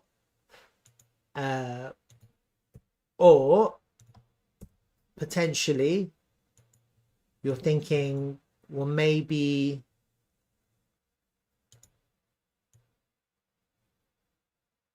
we are actually going to go and form something more like this, some kind of more extended correction like that, and then you're just looking for the correction to last a little bit longer, and then you could be forming something else. And the other thing that I had in mind was potentially like this, an A, B, C, D, E, like a pennant really, but like a more extended pennant. And so I can't tell you how it's going to behave. I can't tell you that. Can't predict that. It'll be interesting to see what happens here. I think both situations are in play at the moment in terms of a correction. And obviously the other idea that could happen is a much deeper correction. So this is actually much deeper, and you're forming some kind of one-to-one corrective move. So you're actually going like this, like an A, like there, like that. A much more symmetrical AB, and that's a harmonic also. It's like an ABCD pattern, so it's A, B, C, D. It's like this. It's like a weird diamond, but it's quite balanced in the way it forms. And that would be a swing failure of these lows here, and that'd be a very easy way to trade that. If that was to form, if you were to form an A, B, C, D, then this is a really easy trade, because you're just basically taking the swing failure and then you have your invalidation. As soon as you get a swing failure of this level here, you would take the long and you have your invalidation, and maybe that would be the corrective phase is over, because you've just done an ABC, but it's not an ABC, it's a WXY, because you've created an ABC, and maybe an AB, and maybe you have a prolonged C, and we have to just see how that plays out. Does that go flat and just hold the launch price to go up? Does that go deeper and then actually you're forming more of an ABCDE to do that? Or does that overextend to the downside, take out the low here to swing failure, and then you have a nice long entry? So there's a few things going on with Voigt right now, actually, and no one knows what's going to happen. No one can predict that. I can't predict that. I can't predict if and when this is going to go up, but I do see that we're in some kind of corrective pattern, and there are some options. And I think there was a long trade to be had when we were here, when we back tested this launch price, because we had an invalidation. Once you had your invalidation, you also had a little bit of a swing failure of these lows here. A nice back test on this candle. There was a trade to be had, okay? But does it mean it's going to break out? No, no one can predict the breakout. And if we are trying to continue correcting, then this would be the next direction of travel is downwards, to find support again, to correct into some kind of support where the price is finally exhausted on the way down. And we don't know exactly how that's going to play out. I find it very difficult to imagine that all the way to September we're going to come down to here, because that's to complete this ABCD, this kind of diamond shape. It needs to be quite balanced and quite equally shaped, and so that means the D would land somewhere in September, and so that's kind of weird, huh? I don't really expect that, but I'm just kind of like sharing what could happen. Like, who knows? But I don't necessarily expect that. So even though that would be a really amazing long trade with a great entry, I'm not necessarily expecting that. It's extremely low probability. And so let me just hide that idea. Let me see which was the brush stroke. I just want to just put that into its own little. I don't really expect that. So long incept. That's a long incept. What was the last brush stroke that I heard? Probably that one. Nope. So let me just chuck that in there. So we'll just keep that. And so that's pretty prolonged correction. Maybe if we were to come down and form a D here, I don't know where that D would form. If it was a DE, like an ABCDE, may, you know, like who knows. And I was thinking, I mean, I had it originally at a deep correction, but if it just came back to the golden pocket, you'd be looking something like this. Something like this. Which would be a little bit more bullish, but I prefer the equal triangles, but let's, you know, and then this would be very different as well. This whole thing would be different. So it all depends on what happens now. My favored correction, and it all depends on Bitcoin. It all depends on Bitcoin. Everything depends on Bitcoin. But my favored correction right now, looking at the price action, is like a flat correction. So I'll just keep that there. But my favored correction, let's just see. Let's just go back to what I originally thought. That would be a really deep correction to form an A, B, C, D, and E back into like the 50% area. My favorite correction would be just some kind of really flat last leg here. Just to coincide with Bitcoin. Like I am thinking about Bitcoin. I'm thinking about the halving as well. So whether we start to pull back now and just correct down back into the launch price for one more kind of test, or whether we go deeper, it all depends on Bitcoin. And then you have your different ideas of how this could correct. I did think it was a little bit early to break out, but maybe we have a really flat correction or a really shallow correction now to potentially break out, or if we have a deeper correction. But you basically have to look at where the price finds support and then see what kind of corrective pattern it's forming at the time.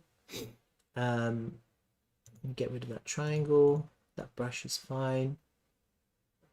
Let me have a look at the timings now, just quickly.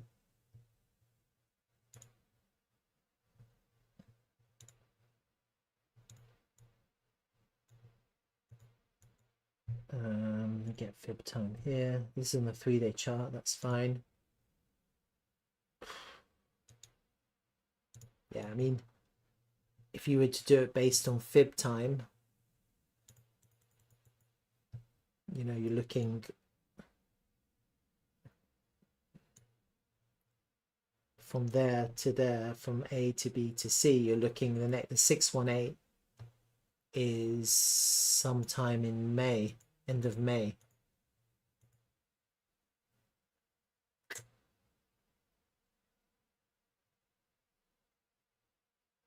I'm not sure. It'd have to be deeper. Let me do something else. Do I have another chart on Voight? No. Okay. So I'll just have this.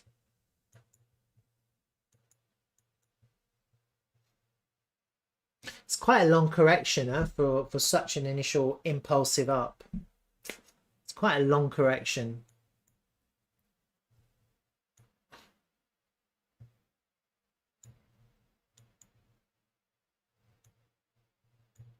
Let me try something else.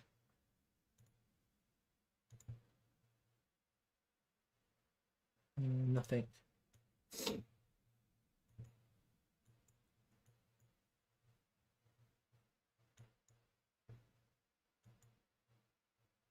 I mean,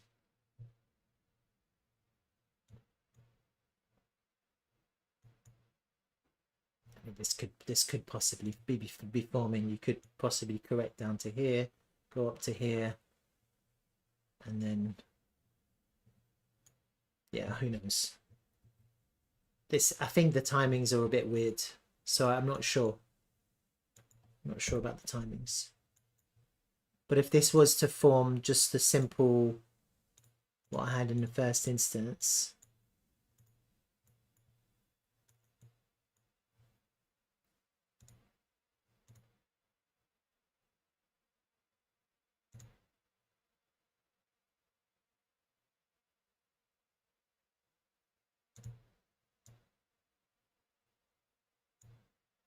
it's your 1-to-1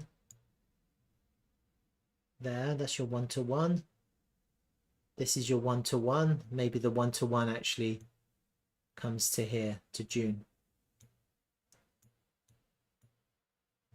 Just to balance out this correction, you know. So from here to here,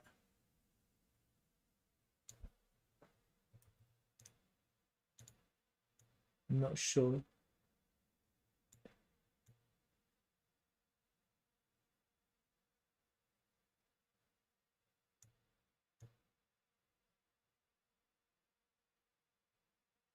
Yeah, I'm not really sure actually.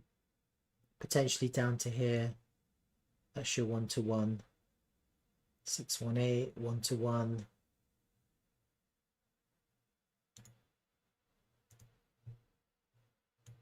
Because the thing about these corrections, they kind of have to be a bit more balanced. You can't just, they're not random, and it's just trying to figure out the movement. So if you had like down to there, sharp up, and then another down to there, that's like a 1-to-1 there, and then up to the 618,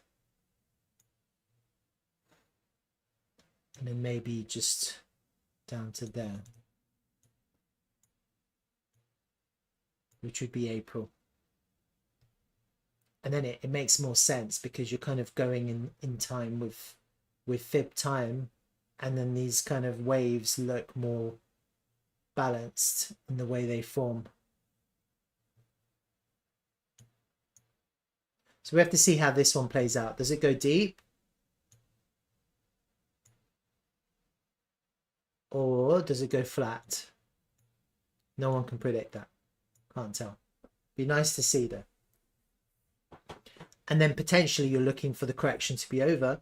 And I think everyone is going to shed a sigh of relief the minute the price gets back up above that previous high, finds support to continue. And I think once that happens, the correction is over. Then you know the correction is over. And then what you can do is, depending on where it ends, where the correction ends, that will be your 2. And then you could do some sort of fib, trend-based fib extension where the correction ends. Let's just say it ends at the launch price. Then you've got some higher targets. Then if you have a 1-to-1, if you have a 1-to-1 here, from there to there, that if it ends there, then your 1-to-1 will be up to there, the 7. But if you're going deeper on the 2, and your 2 correction, wherever the 2 correction ends, let's say just say it ends here, then actually you're going your 1-to-1 target on the 1 to the 2 to the 3, the 1 to the 2 to the 3, the 1-to-1 would be back here. Yeah, and that's how you can kind of calculate your trend-based fib extent targets. And then Usually the 3 is an extended one, but it doesn't have to be. We just have to see how it expands. If it's extended, then you could be looking at higher targets, the 1.272 or the what between the 1.414, and then overextended as 1.618. But it will depend on where the 2 finally corrects, and also to know or to see how it, whether the 3 is extended or whether the 5 is extended. And so usually with Elliott waves, one of the impulsive moves is the extended move. So it's either the 1 or it's either the 3 or it's either the 5. So if you have like 2 non-impulsive 1s and 3s, then you might get a really extended 5. If that's all it is, and then you just have another 5, then you could get a really extended 5. Yeah. The caveat is that the 5, the 3 can't be the shortest expansion. The 3 cannot be the shortest expansion. So whatever the 3 is will determine what the 5 is. The 5 is bigger than the 1, and the if the 3 is bigger than the 1, then the 5 can be bigger. If the 3 is shorter than the 1, then the 5 has to be shorter. So these are the conditions for the way the Elliott waves behave, and we just don't know in advance how it's going to behave. It's basically you have to let it happen, and then you can calculate where it could potentially go, right? So I still think we're possibly still in some kind of correctiveness here, and probably making the fight in the first instance. I'm thinking making the last corrective move before it finds support somewhere, and then once it finds support, that's where you're going to get the diminishment of the sellers, and then that's when you're going to get the buyers start to pick up the token on top of support to push it up further. And then the big sigh of relief is going to be reclaiming that and flipping that high into support. That's the signal. Once you have that, there's an easy breakout long there with an easy invalidation. That's your breakout long, effectively. You have a little invalidation, which is for the price to fall back underneath. You wouldn't want the price to fall back underneath that level once you break that level and make a new high. Then you'd be expecting some kind of impulse. If it doesn't happen, it just means the correction isn't over. Like, no one can predict that. If we do somehow get above this high and fall back underneath it, then you just have to reevaluate the corrective waves to see if it extends or not, if it continues or not. Yeah, and it could, like the correction, we don't really know how long the correction is going to last. There is a correction in play. If I was to do a volume pool, the best place to buy at the moment in terms of volume will probably be much lower down, and it actually would be to take out these lows here. So as a trader, if I was just thinking if I just put my trading hat on, then get rid of these and that one. I don't want to keep that one. Let's hide these. Then actually this long in September would be the best trade. Literally this would be the best trade. A little fake out back into the volume area, swing failure these lows here, get back above these lows, back over the volume area. You have a really amazing trade here because you have a really easy invalidation, really easy invalidation.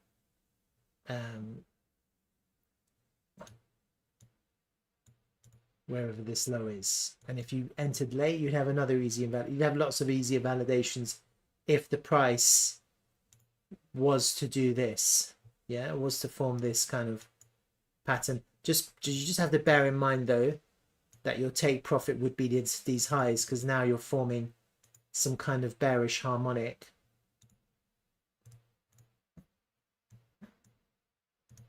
If that was to happen, you'd be forming some kind of bearish harmonic here. So you just have to bear these things in mind. But this is really unlikely because it's be putting it into September. But you know, never anything can happen in crypto. No one can predict the future. At the moment, it's still looking good because we haven't lost support levels. So until you lose support levels, this is just a possible, it's like another alternative universe. Like, who knows? Like in another universe, this is happening. But right now, it's not likely, just simply because we're on support. When you're on support, you're not thinking about lower prices. We still have to lose this level here. All right, I hope that helped.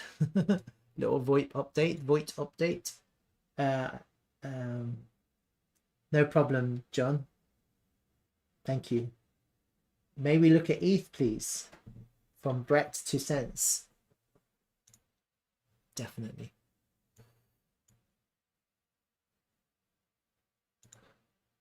So usually when you're looking at ETH, you're really, honestly, you're really looking at ETH BTC.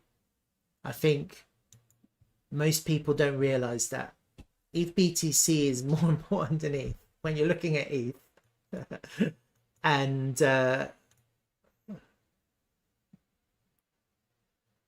this is just something to bear in mind.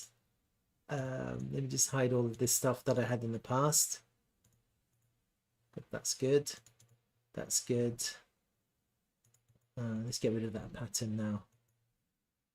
Let's get rid of this. All right.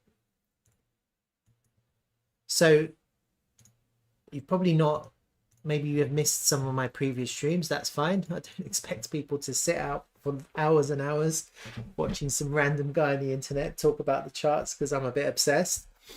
And even though I trade BTC on inverse perpetuals. I don't trade really. I just dollar cost average into small cap tokens basically. That's my continuous game plan for the whole duration of the bull market.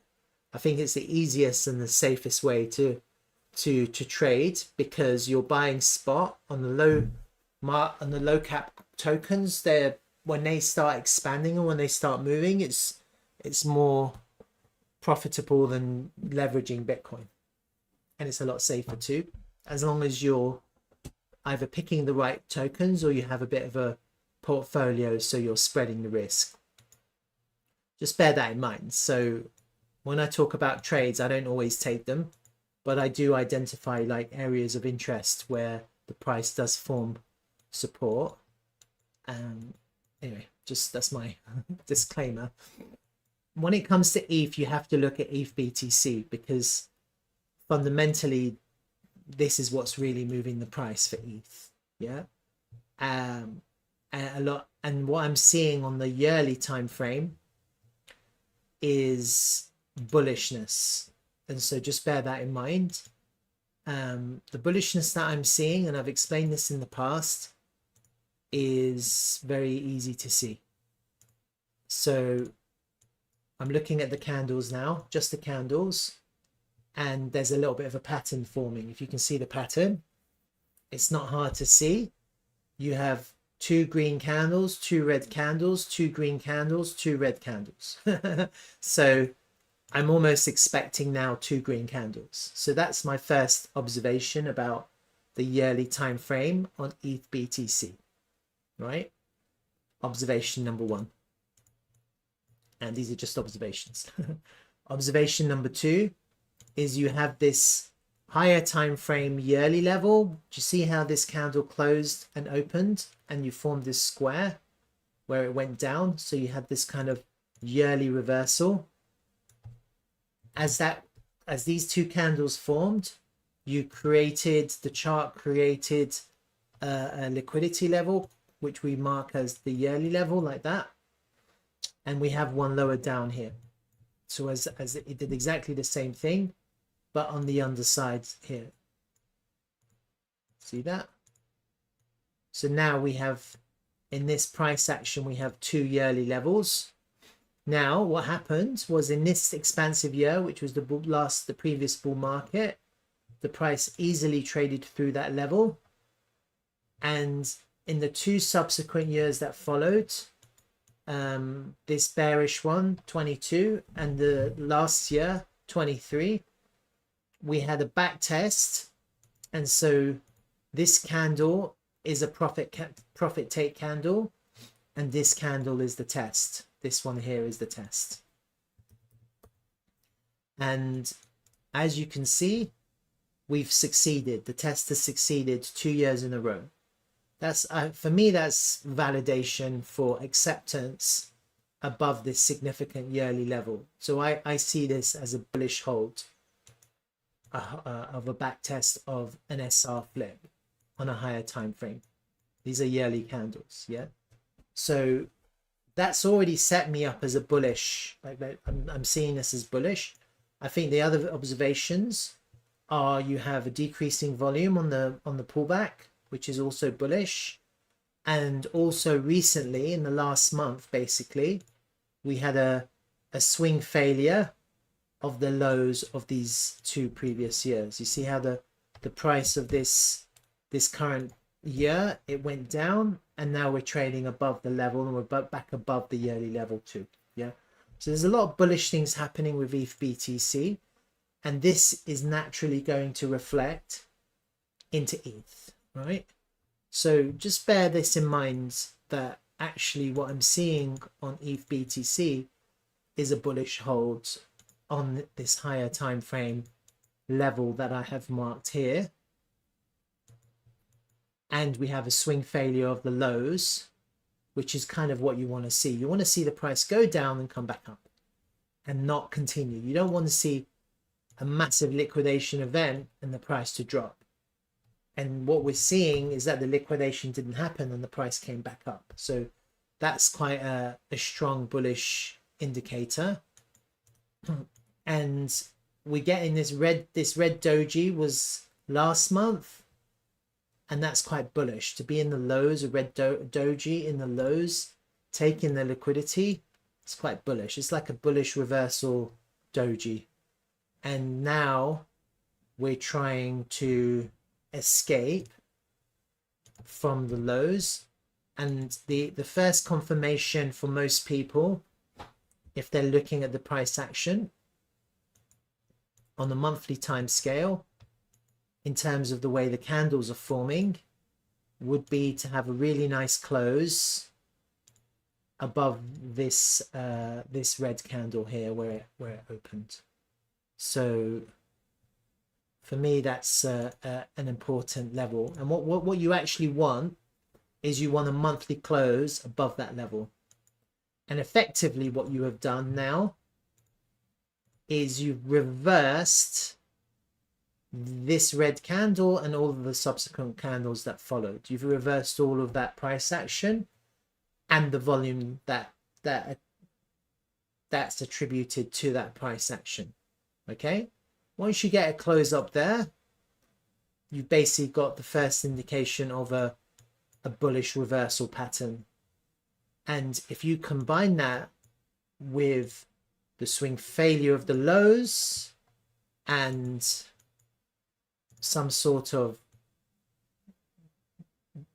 bottoming pattern, like a double bottom, you know, then you have a really nice bullish configuration here at the lows of this whole range. This whole thing is a range. And then another indication for bullishness will be to get back into the value area, the volume. You do a fixed range volume pull using this tool from the candle that entered the volume range to current price action. You will see that there's a value area low here, which is clearly acting as some kind of support and now resistance. And so once the price can get back into that value area, and in my mind I want to see a nice close above this candle, then you can have a little back test and we can start making our way back up to the top of the range. And that's kind of what I'm thinking. I think once we get back into the value area, you're going to start seeing a lot more volume come into ETH from BTC. There is a big resistance in the way. You just need to be aware of that. And naturally, these resistance levels have to be dealt with. You can't just ignore them. So this point of control, which is the most volume on this range, is at this price, which is 0.06791 roughly. It's a bit of an area. That's going to be resistance. So even if we do manage to get up and come back down and then kind of go up, you're into resistance again. So just bear that in mind. And so you might still get some kind of pullback before we start making our way up. Okay.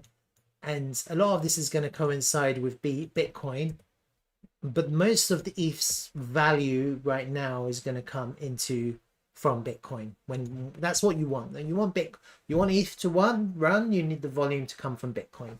So it's all about ETH BTC actually. It's all about ETH BTC, and then Bitcoin dominance is the confirmation. So you want Bitcoin dominance to start going down, and then ETH can run, and it can run really hard because you have a lot of market volume coming in from Bitcoin.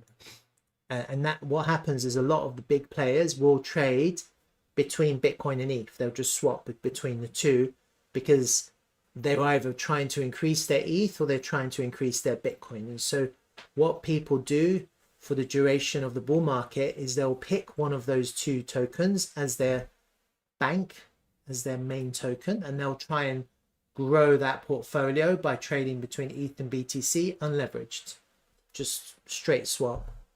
And so I think once we can get back into this volume area, back test it, a point of control, get back above it, get back above the value area, then we're going to start looking really bullish because we've basically cleared the whole of this volume area. But until we do, we're still trapped.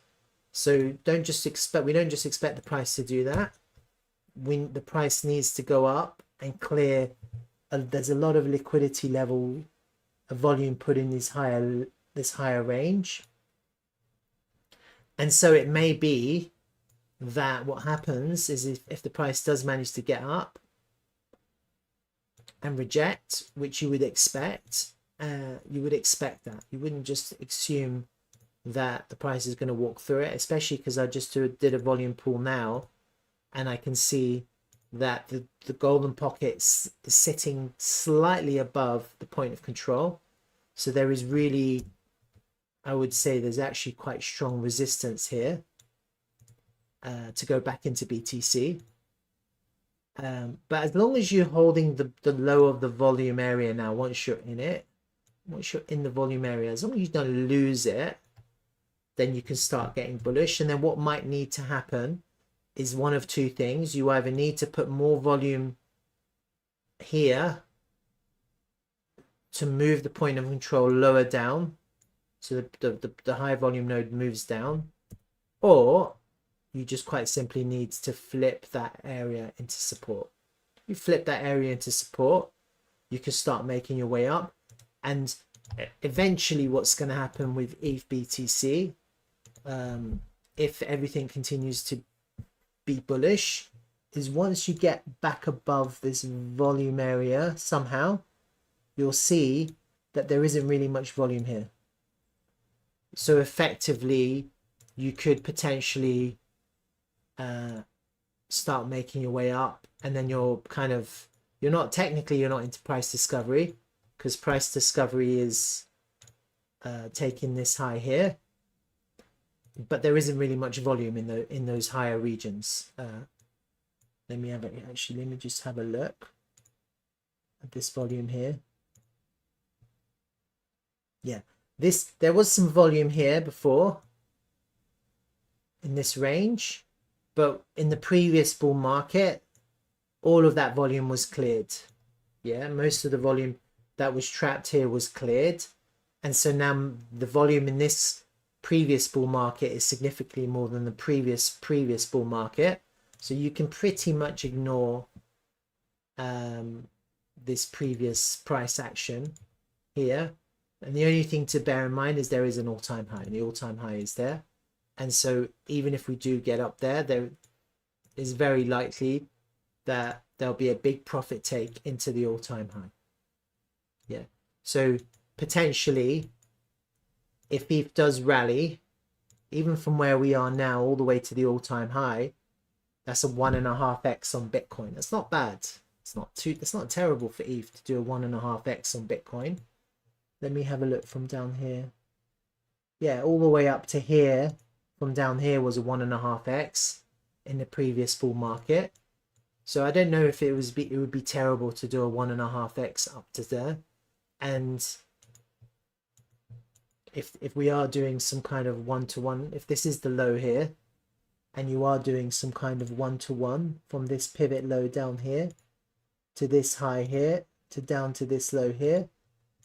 Actually, a one-to-one is a little bit higher. So a one-to-one is actually making a new all-time high and going up to there. And that would be, from our current price action, it's like a 3.5x just to do a one-to-one from this move to here to up there. I think that would be very acceptable for most people when it comes to ETH to get a one-to-one.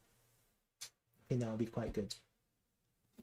So I'm feeling very bullish on ETH, actually. I'm not like bearish at all. And when you actually do have a look at the higher time frame chart on ETH, I've got this nice channel, which is a really higher time frame channel that I think is okay. You can see the highs reacting off the highs, the midpoint is reacting here and here, and also the lows here and here and here, and it kind of almost front run there. And so I like this channel, and based on this channel and based also on this just a simple fib expansion, just from this pivot high, which is the all-time high, down to the bear market low, just some normal easy fib targets. I've got $7,000 here, nearly $10,000, and then if it's overextended, $14,000. And obviously there's going to be big resistance at the all-time high. So from where we are now, depending on when we get there, I don't know when it's going to happen, you're going to get big resistance at the all-time high. If you do get above the all-time high somehow, then you're into price discovery. And price discovery is really where the price can move quite fast, and you'll then get a lot of people pouring volume into ETH. Price discovery is where people get excited, and they get excited because there's really little resistance in price discovery, so the price can move and slip up very quickly. And that's when that's also when retail start to FOMO into price discovery, and then you start getting some really high prices very quickly. You just have to be aware that you have to take your profits. You can't just be oblivious to price discovery thinking that this is it and ETH is going to go to the moon. It will go to the moon potentially, but then it has to come back. It has to come back because it just does. All right, I hope that helps a little bit. On the local time frame, it's just bullish. Look, I think with ETH in the current price move, in the price action, we've taken this high.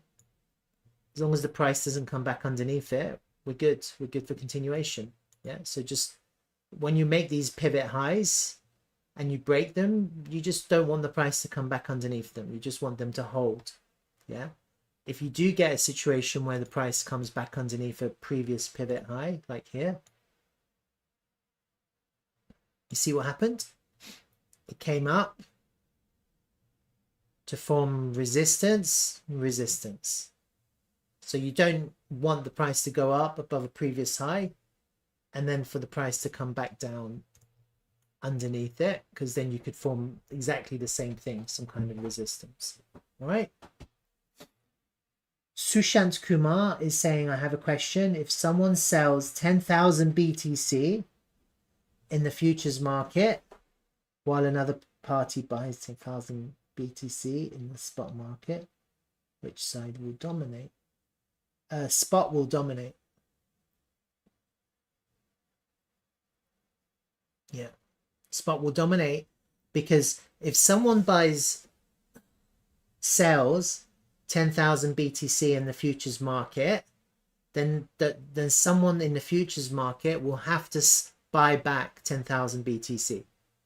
Whereas if someone buys 10,000 BTC in the spot market, that person doesn't have to sell 10,000 BTC. Yeah. So whenever you're selling and buying in futures or in derivatives, you have to sell and buy back, because your position is a loan, and eventually you're going to have to buy and sell back. So if you're selling in the futures market, you have to buy back 10,000 BTC to make your profit, and 10,000 is a lot. To buy back 10,000 BTC, you're going to have to do it at market, and that's going to pull the price right back up. So spot will always dominate in that situation, and 10,000 is a lot. There's no one is going to be, I can imagine to people spot buying 10,000 BTC, but I can't imagine someone spot selling in the futures 10,000 BTC, because what will immediately happen is all the bots will go, oh my God, we've just seen someone sell short 10,000 BTC, and then they'll start pushing the price up, trying to liquidate that position. And then they'll end up buying back 10,000 BTC, but at a higher price, and that will really take the price up. But that problem doesn't happen in spot, because if someone buys 10,000 BTC on spot, even if the price comes down, the person doesn't have to sell. They can just hodl. So spot will always dominate that situation, always. Okay. So I hope that helps. I don't have any other questions. Anchor, if you haven't done it yet, before, or Kronos. Craig is, I don't know if Craig is still here. Craig, do you mind if I do that tomorrow? Because what time is it? Let me see. If not, I'm just going to have to go for lunch and come back, because I want to have lunch. I'm pretty hungry. I could just leave it to run and then come back and do it in half an hour. Kronos. I'm gonna have a look at Kronos. Oh, Crow. Okay. So Crow is on the crypto. Is the crypto coin, isn't it? Crypto. Is it not?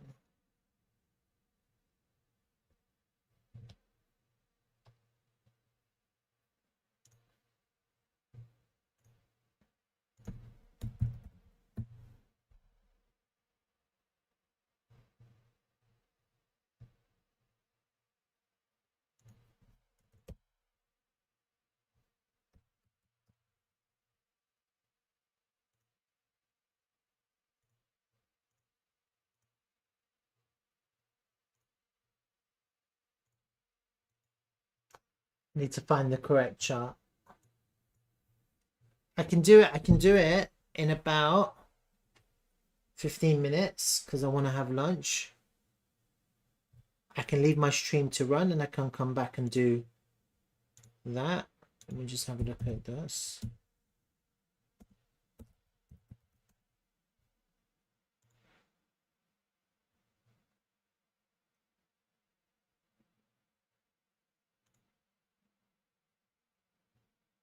They launched in 2018.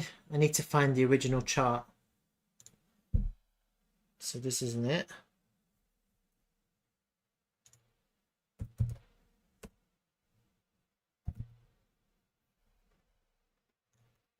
That one should be on crypto. That one.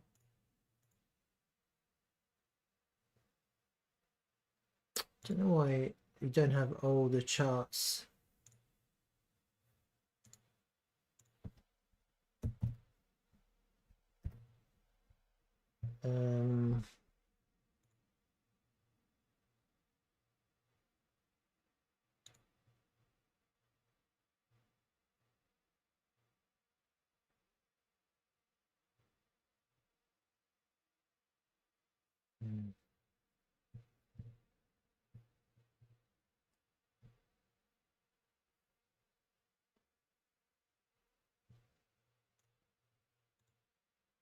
Oh, this is better.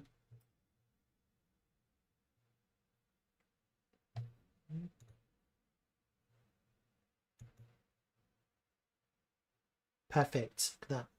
Bittrex.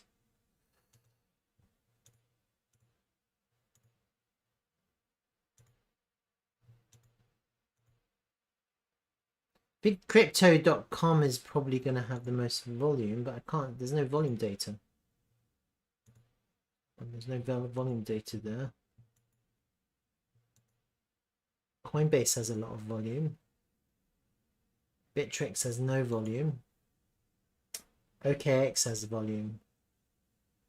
Probably do OKX because it has quite a large amount of volume. And it has the most data with respects to the volume. Okay. I don't know why I don't know why crypto.com doesn't have the correct chart. All right. So I'm going to do Chronos, but I'm going to do it after lunch. So be back in about 20 minutes. And I'll chart.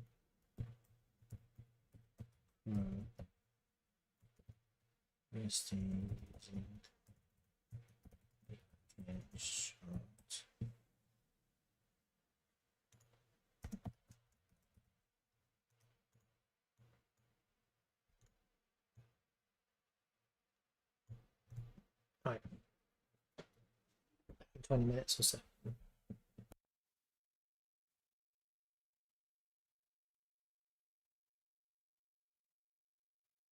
And it has quite good volume.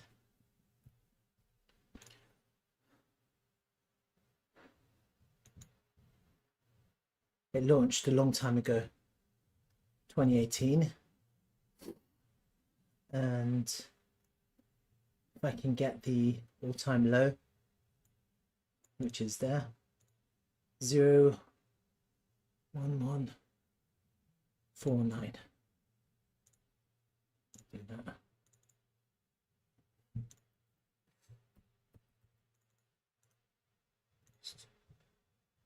So that's the all-time low.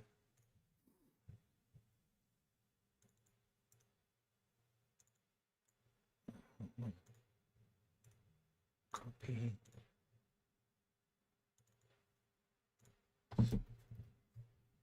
Time low.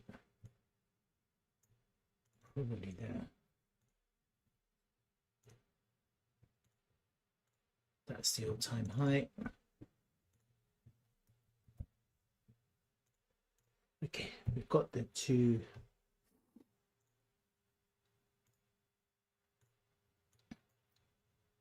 Let's get rid of this one now.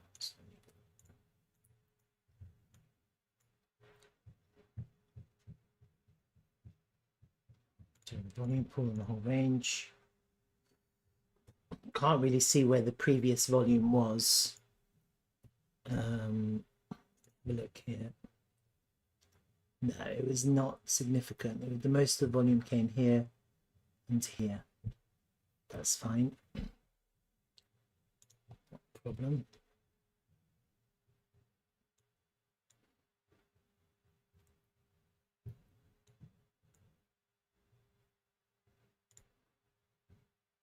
Do a fib pull as well. I'll do two actually. I'll do one from the bottom.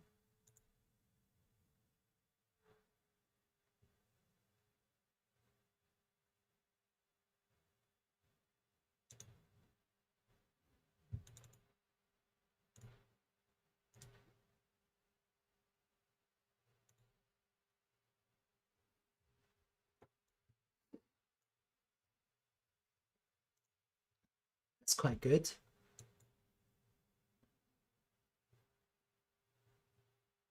Came back into the golden pocket from the low to the high.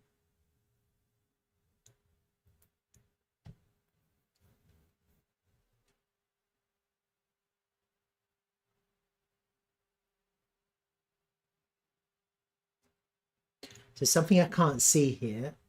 If you have a look here, it'll be a lot easier to see.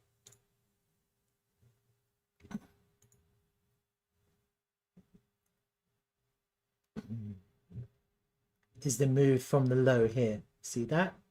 So you had the launch, came to the lows, then you had one impulsive up, came back down to the low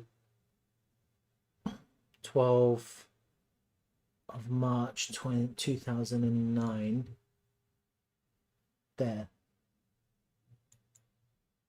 So basically what I'm looking at here is that was your kind of your impulse up, then down.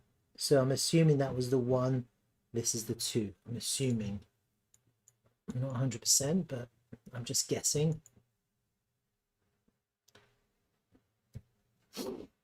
So let's just say for the sake of argument, it was like that.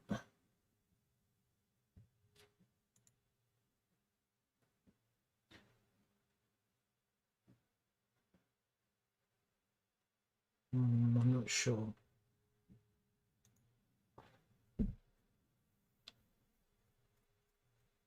Doesn't look right.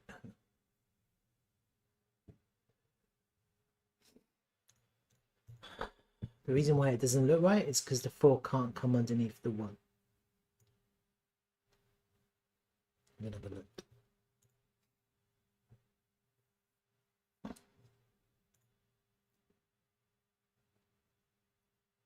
One, two, three. Nope.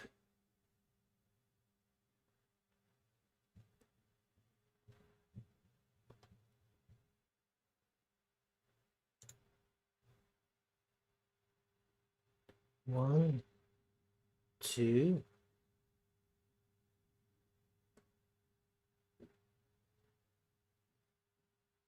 Okay, I see it.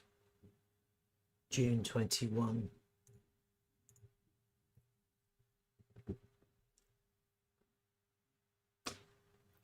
So the one actually kind of comes here, that wick you almost have to ignore.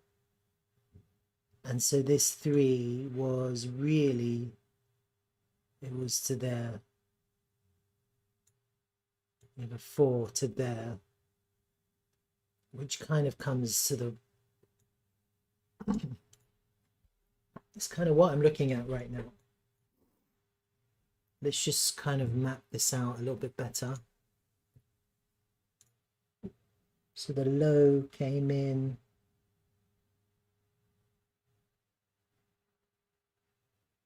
to,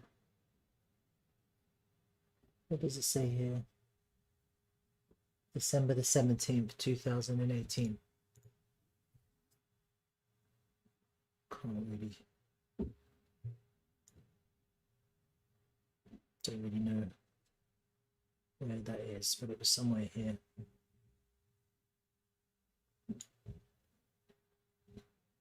It's July.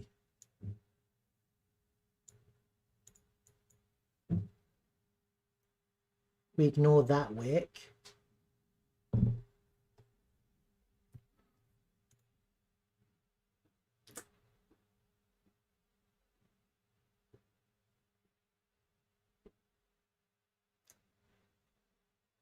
December 7 of 12.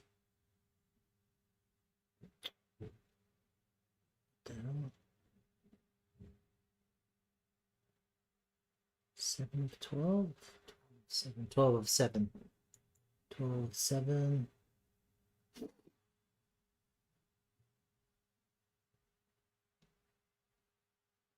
Somewhere here. That could work, huh?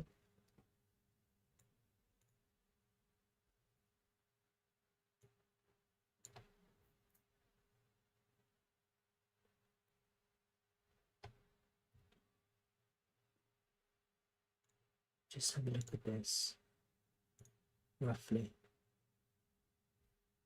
Yeah.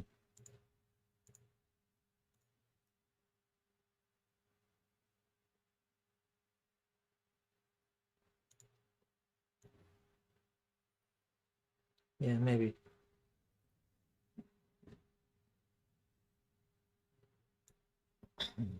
Maybe that works. That looks good, huh? Because you have fib time that lands correctly on the low. And then you have this high here. Okay. Let's just not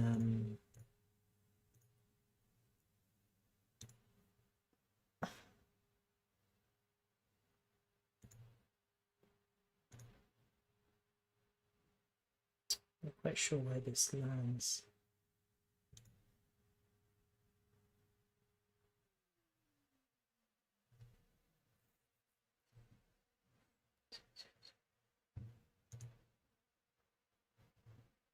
It's hard because you don't have all the data.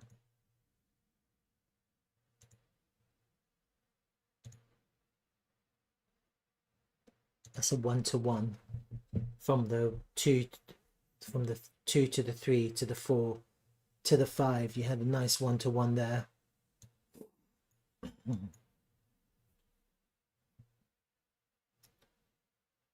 So the 5 only did the 1-to-1 on the 3, and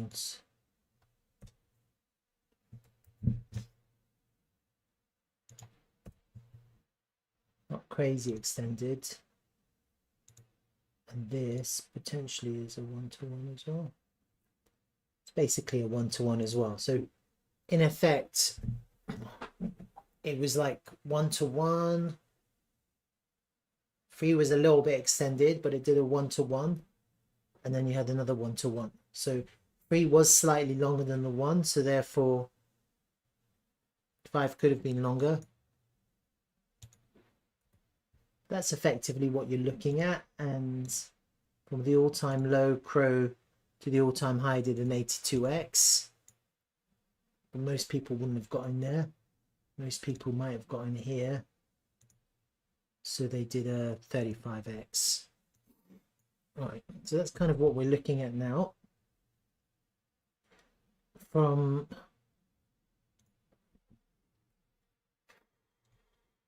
let's put this and this into its own group.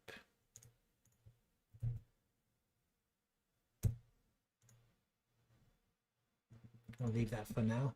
So potentially we're looking at the next 5 waves, potentially. If we had 5 up, corrective down, and now we're looking for a 5 wave up to make the wave 3 of the higher time frame 1, basically 1, 2, 3. It's basically what we're looking at. And if you were to just have a normal straight 1-to-1 from there to the top,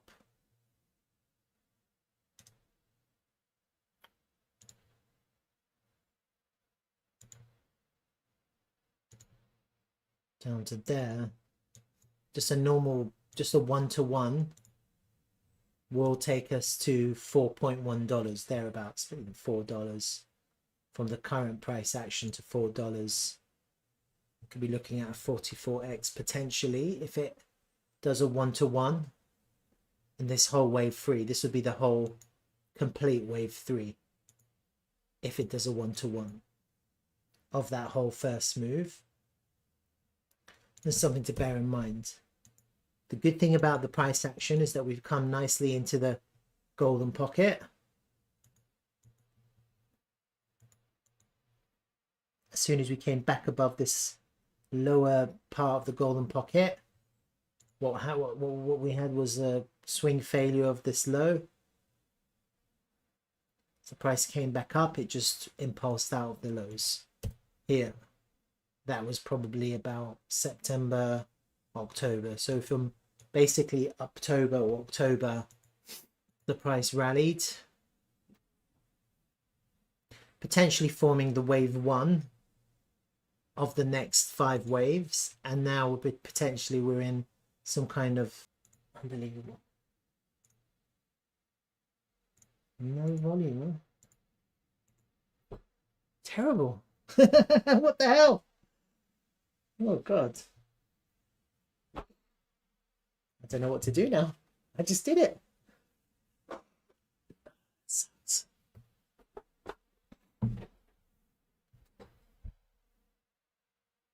I pressed the button and it didn't deactivate. All right. Back to square one.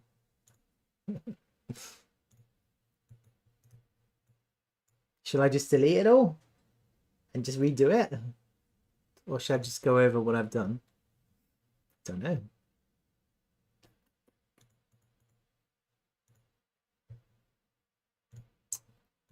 Okay, I'm not going to delete it because it's pointless. I'll just quickly recap. It'll be a short video, but actually that's probably better. So I'm using the Kronos OKX chart. It has a lot of volume and it has the most data. When I took the data from the coin market cap and I used the all-time low printed here and also the all-time high, and the token goes way back to 2018. We don't have that data, so this is the best chart that I could find, which is the OKX one. It's weird because the crypto.com one doesn't have all the data.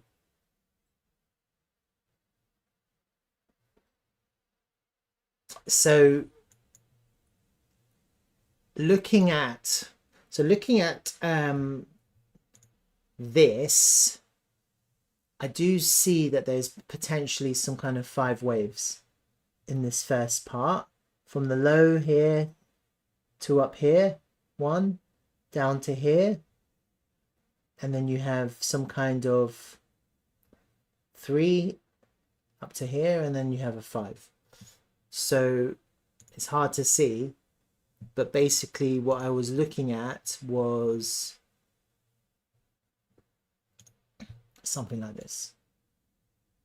1, 2, 3, 4, 5. It's really disgusting. It doesn't look good to me, but potentially could work because you have the 4 back tests to 1. You've got these kind of crazy wicks. It's a bit weird because from the 2 to the 3, I can't really see 5 distinct waves. So I'm not 100%. I'm not crazy about it, but the reason why it could work is because when I did a fib time from the 0 to the 3 to the 4, we get the 618 lands at the bear market, kind of the bottom here. The 1 is kind of coming into this crop of the end of the 1 here, so this could be in play. It's like it's really ugly, but it could be in play. So on that, just going based on this thesis, when I look at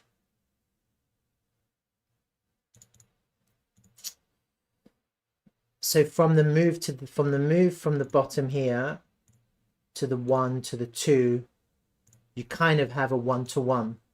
So from there to there to there, there's a bit, it's like a 1-to-1. And if you do exactly the same thing from the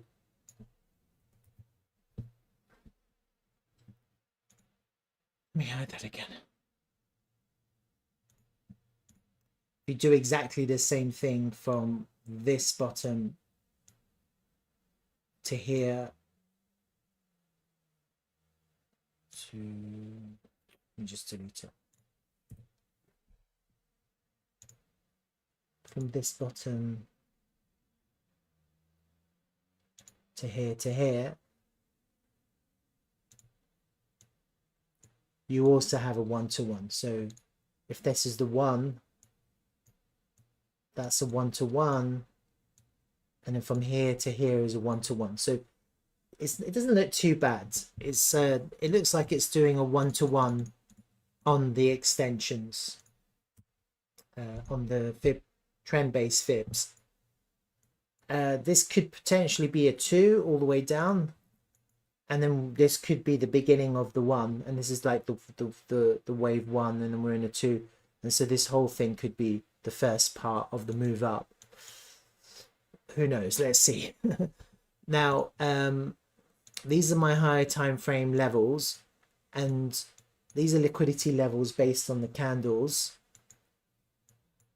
There's quite a lot of liquidity at the top here, excuse me, and a significant one is this yearly level, which hasn't been breached yet. So there's quite a lot of liquidity up there, which needs volume to get through before the all-time high. And then if you look at if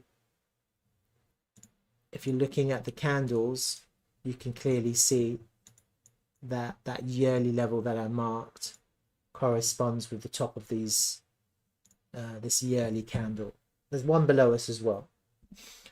What I do like about the way the price is moving is that on this current year, after last year printed, which is a bit of a weak year, it has come back to the 50% mark there, and it looks like it's offering support to go back up.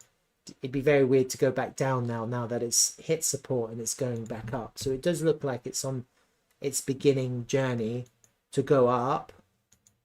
Doesn't necessarily mean we're going to go to the moon, because you are going into resistance, and it's going to require volume to get through the resistance. So those are my higher time frame levels. I've got my these are my range pools. Let me go back down to, so I've tried to break up the price action into ranges, and we've got our overall range. So our overall range, we're in the range. We have the value area high here, which is going to act as resistance. Lower down, we have the point of control. I think it's very unlikely we go down there, because I'll explain why. Point of control, I'll just ignore the value area low. Actually, I'll mark it just in case it moves.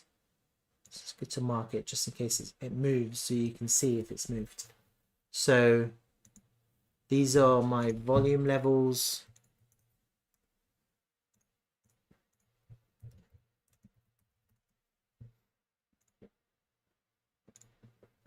And delete that. And so these of all of the kind of the way the prices move, these are like the mini ranges in between. And so you can see the way the price is moving, that we're struggling to get back into this range here. See that? So we're kind of above our current range, which is good. So we had a little bit of a failed auction from this lower range. That's what you want to see. So it is acting, this whole lower part is acting as support, but we are also into resistance here. So we're in a bit of a kind of like a no man's land when it comes to the price. That's kind of where we are. And this is higher range as well to bear in mind. And so the other thing that I did was a higher time frame full fib pool. And so you have to take that from the all-time low to the all-time high, because this is how it went from here to here. Yeah. And as you can see, that every single major fib level, including the 50% markup, which is the 50% level of this whole range, is acting as an SR flip on the higher time frame. So you've got the 236 here, you've got the 382 here, you see that? And then you've got the 50% mark here, and then you've got the golden pocket here, here, and here. Okay, so naturally what you're expecting is a few things. First and foremost, we're into resistance, and the big resistance to deal with now is going to be this 50% mark, which is at about 10.5 cents. It's not far above us. I mean, in percentage terms, it's far, 12%. But in terms of price action and the overall range, it's very close. So buying now is like buying into resistance type thing scenario. You kind of, what you really want is you want the price to get back up there and test it as support. You want to see that. If you see that, then you're basically buying a reclaimed higher time frame level, and you're buying on support, and you have an easy invalidation. And the invalidation is that if you go back up, claim it as support, and then fall back underneath, that's your invalidation. You don't want that to happen. Once you're above it, you want to flip it into support. Losing support after reclaiming it as support is weakness followed strength followed by weakness. Yeah, and then it'd be easy to see strength return, because then that would be just going back up again. Yeah, so it can happen, but it's easy to see weakness and strength when you have these major SR flips where the price has to contend with to get through. But the key to trading in this scenario would be to have an invalidation. So technically there is one on the table, but it's quite a wide one. So, you know, technically this lower wick is your invalidation. You've got quite a wide invalidation. Traders don't really like large invalidations. They want small invalidations. And so naturally it'd be a lot better to wait for the price to go higher somehow, flip that into support, and then you have a really easy invalidation here, really tight invalidation. And then for a trader, that becomes a really profitable trade, because they'll just take it all the way up to the 382. That would be the trade idea. Buying higher, but buying higher on a confirmed SR flip of a higher time frame fib level. That would be a much better trade. Or as a trader, they're looking for lower, and you don't necessarily aim for the golden pocket here.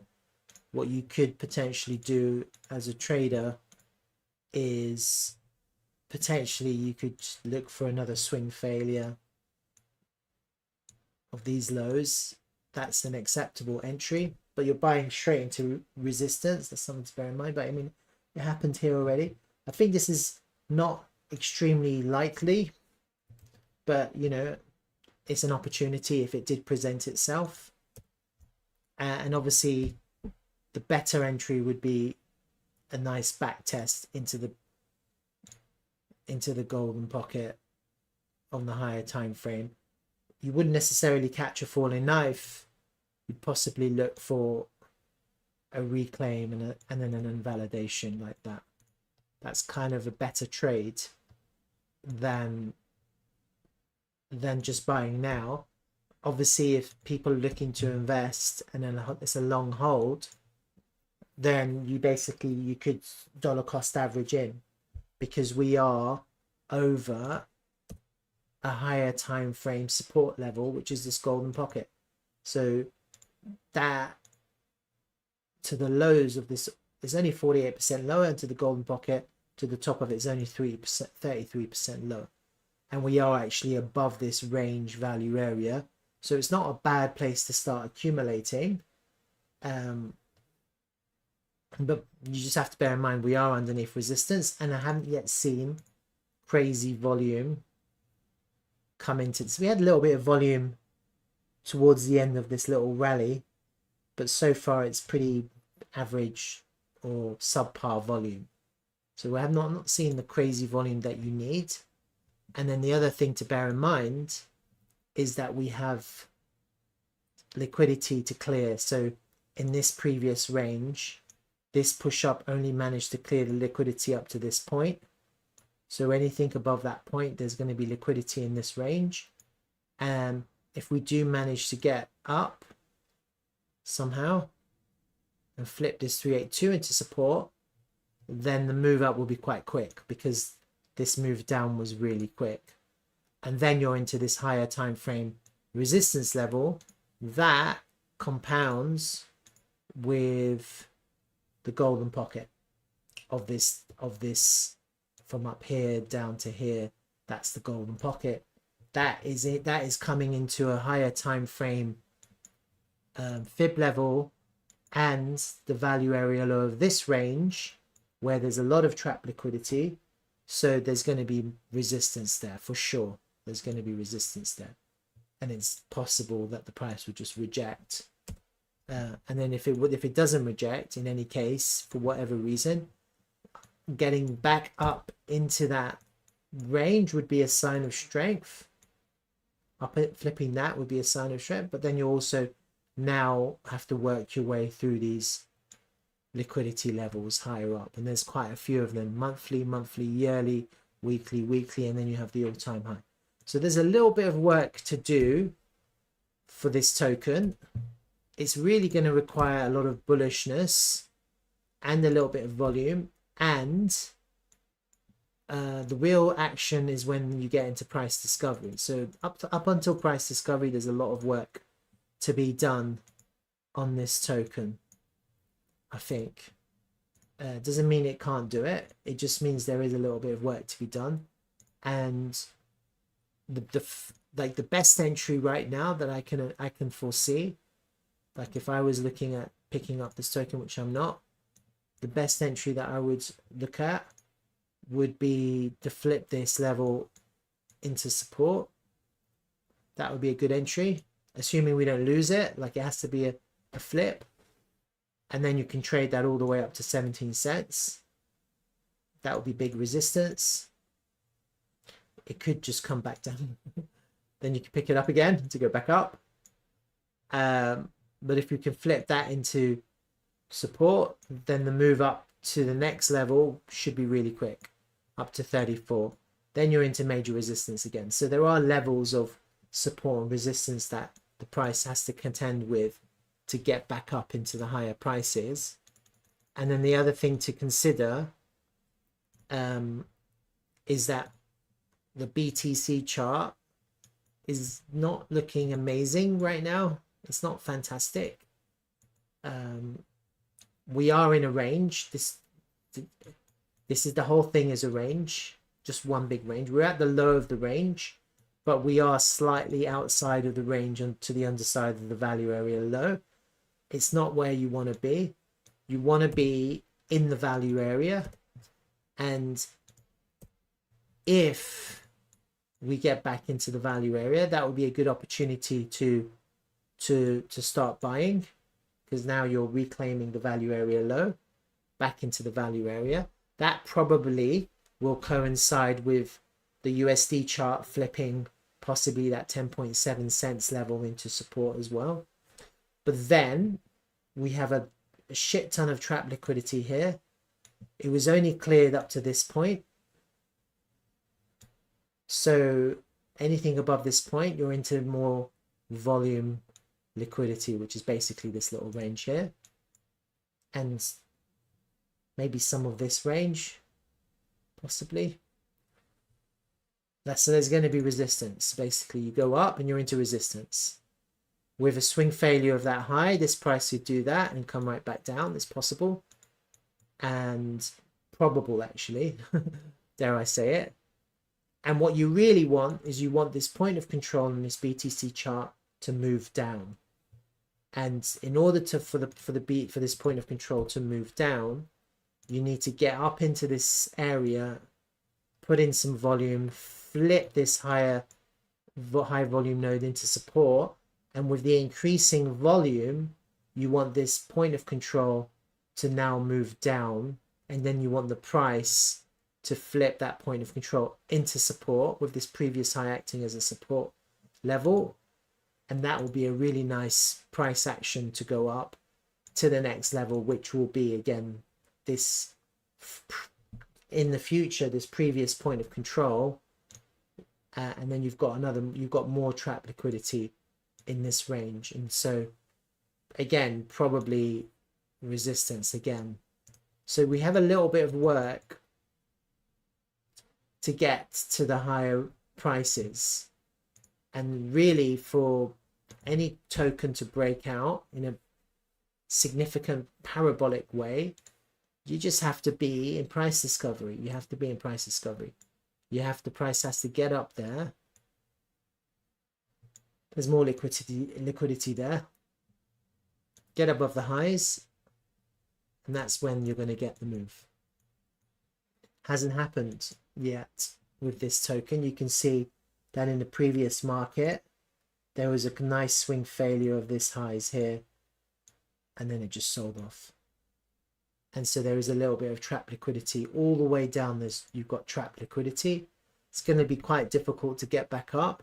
I think, just looking at this, without trying to determine the future, because no one can, I think it's more likely than not, rather than we potentially get a breakout of the highs, we just end up ranging. We just end up in this bull market going up, take the liquidity from the highs one more time, and come right back down again, potentially back into the range. Potentially, I'm thinking that's more likely than not. You know, you could just do the same thing, and so you could end up in just one continuous range. I don't see any kind of indication here that would suggest we're gonna stop ranging. And I think to get to the highs through all of this liquidity here and here, by the time you get to the highs, that's it. It's already required a lot of work to get there. You kind of want the work to be easy, so that when it gets to the highs, that's when the move begins. So there's a little bit of work, and I think that's going to correspond with this, but you never know. I mean, who knows? There is an impulse to be had between here and here, with increasing in volume, getting through these levels. You could, once you get to the all-time high, if you can hold it, then I think the easiest way to do a target, the easiest way, without really thinking about it, is just a nice range extension, an extension on the fib extension from that pivot to this low here. You've got your targets, 2.159, 3.30, and then extended will be 6.09. I think it's very hard in price discovery for people to take profit. So you just have to just be systematic and just take your profit. If you can't get to the higher level, that's fine. You've taken profit, and then if the price does that, and it just does this, as soon as you come back underneath the all-time high, you exit, because that won't look good. And at least then you've taken profit higher up, and then you're scaling out of the highs, with your final confirmation being coming back underneath the all-time high. Because you don't, when you go above the all-time high, you don't really want to come back underneath the all-time high. What you want to do, if you go back above the all-time, go above it, you find resistance and come back down, you want to hold it as support to go up. That's what you want to do. So in a gist, that's kind of Crow, I think. I don't know if there's anything else to say. just to give you an idea of the liquidity levels and the resistance levels. Let me do it. These are the levels. These are the volume levels. So you can kind of see where we are. And then if you put the fib levels as well, that's the 6.6, the 618. And then you coincide that with these levels as well. So this is kind of where your lines of resistance and support are. So at the moment we're kind of, there's a lot of resistance. All right, did that help? Yeah, I know it's tested that level a few times. Yeah, so just bear it in mind, there's a few things to do with this. I'm not sure how it's going to play out.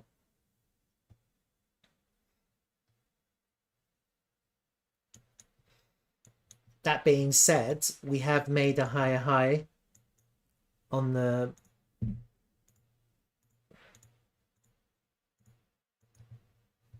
here, lower high, lower low. That's your higher high, potentially lower low. If you go above there, you've made your higher high. That's confirmation of bullish market structure on the 3-day time frame, and that will correspond with the weekly time frame too. So that's kind of what you want to see. That will put us basically above, I think once you get above the 50% mark,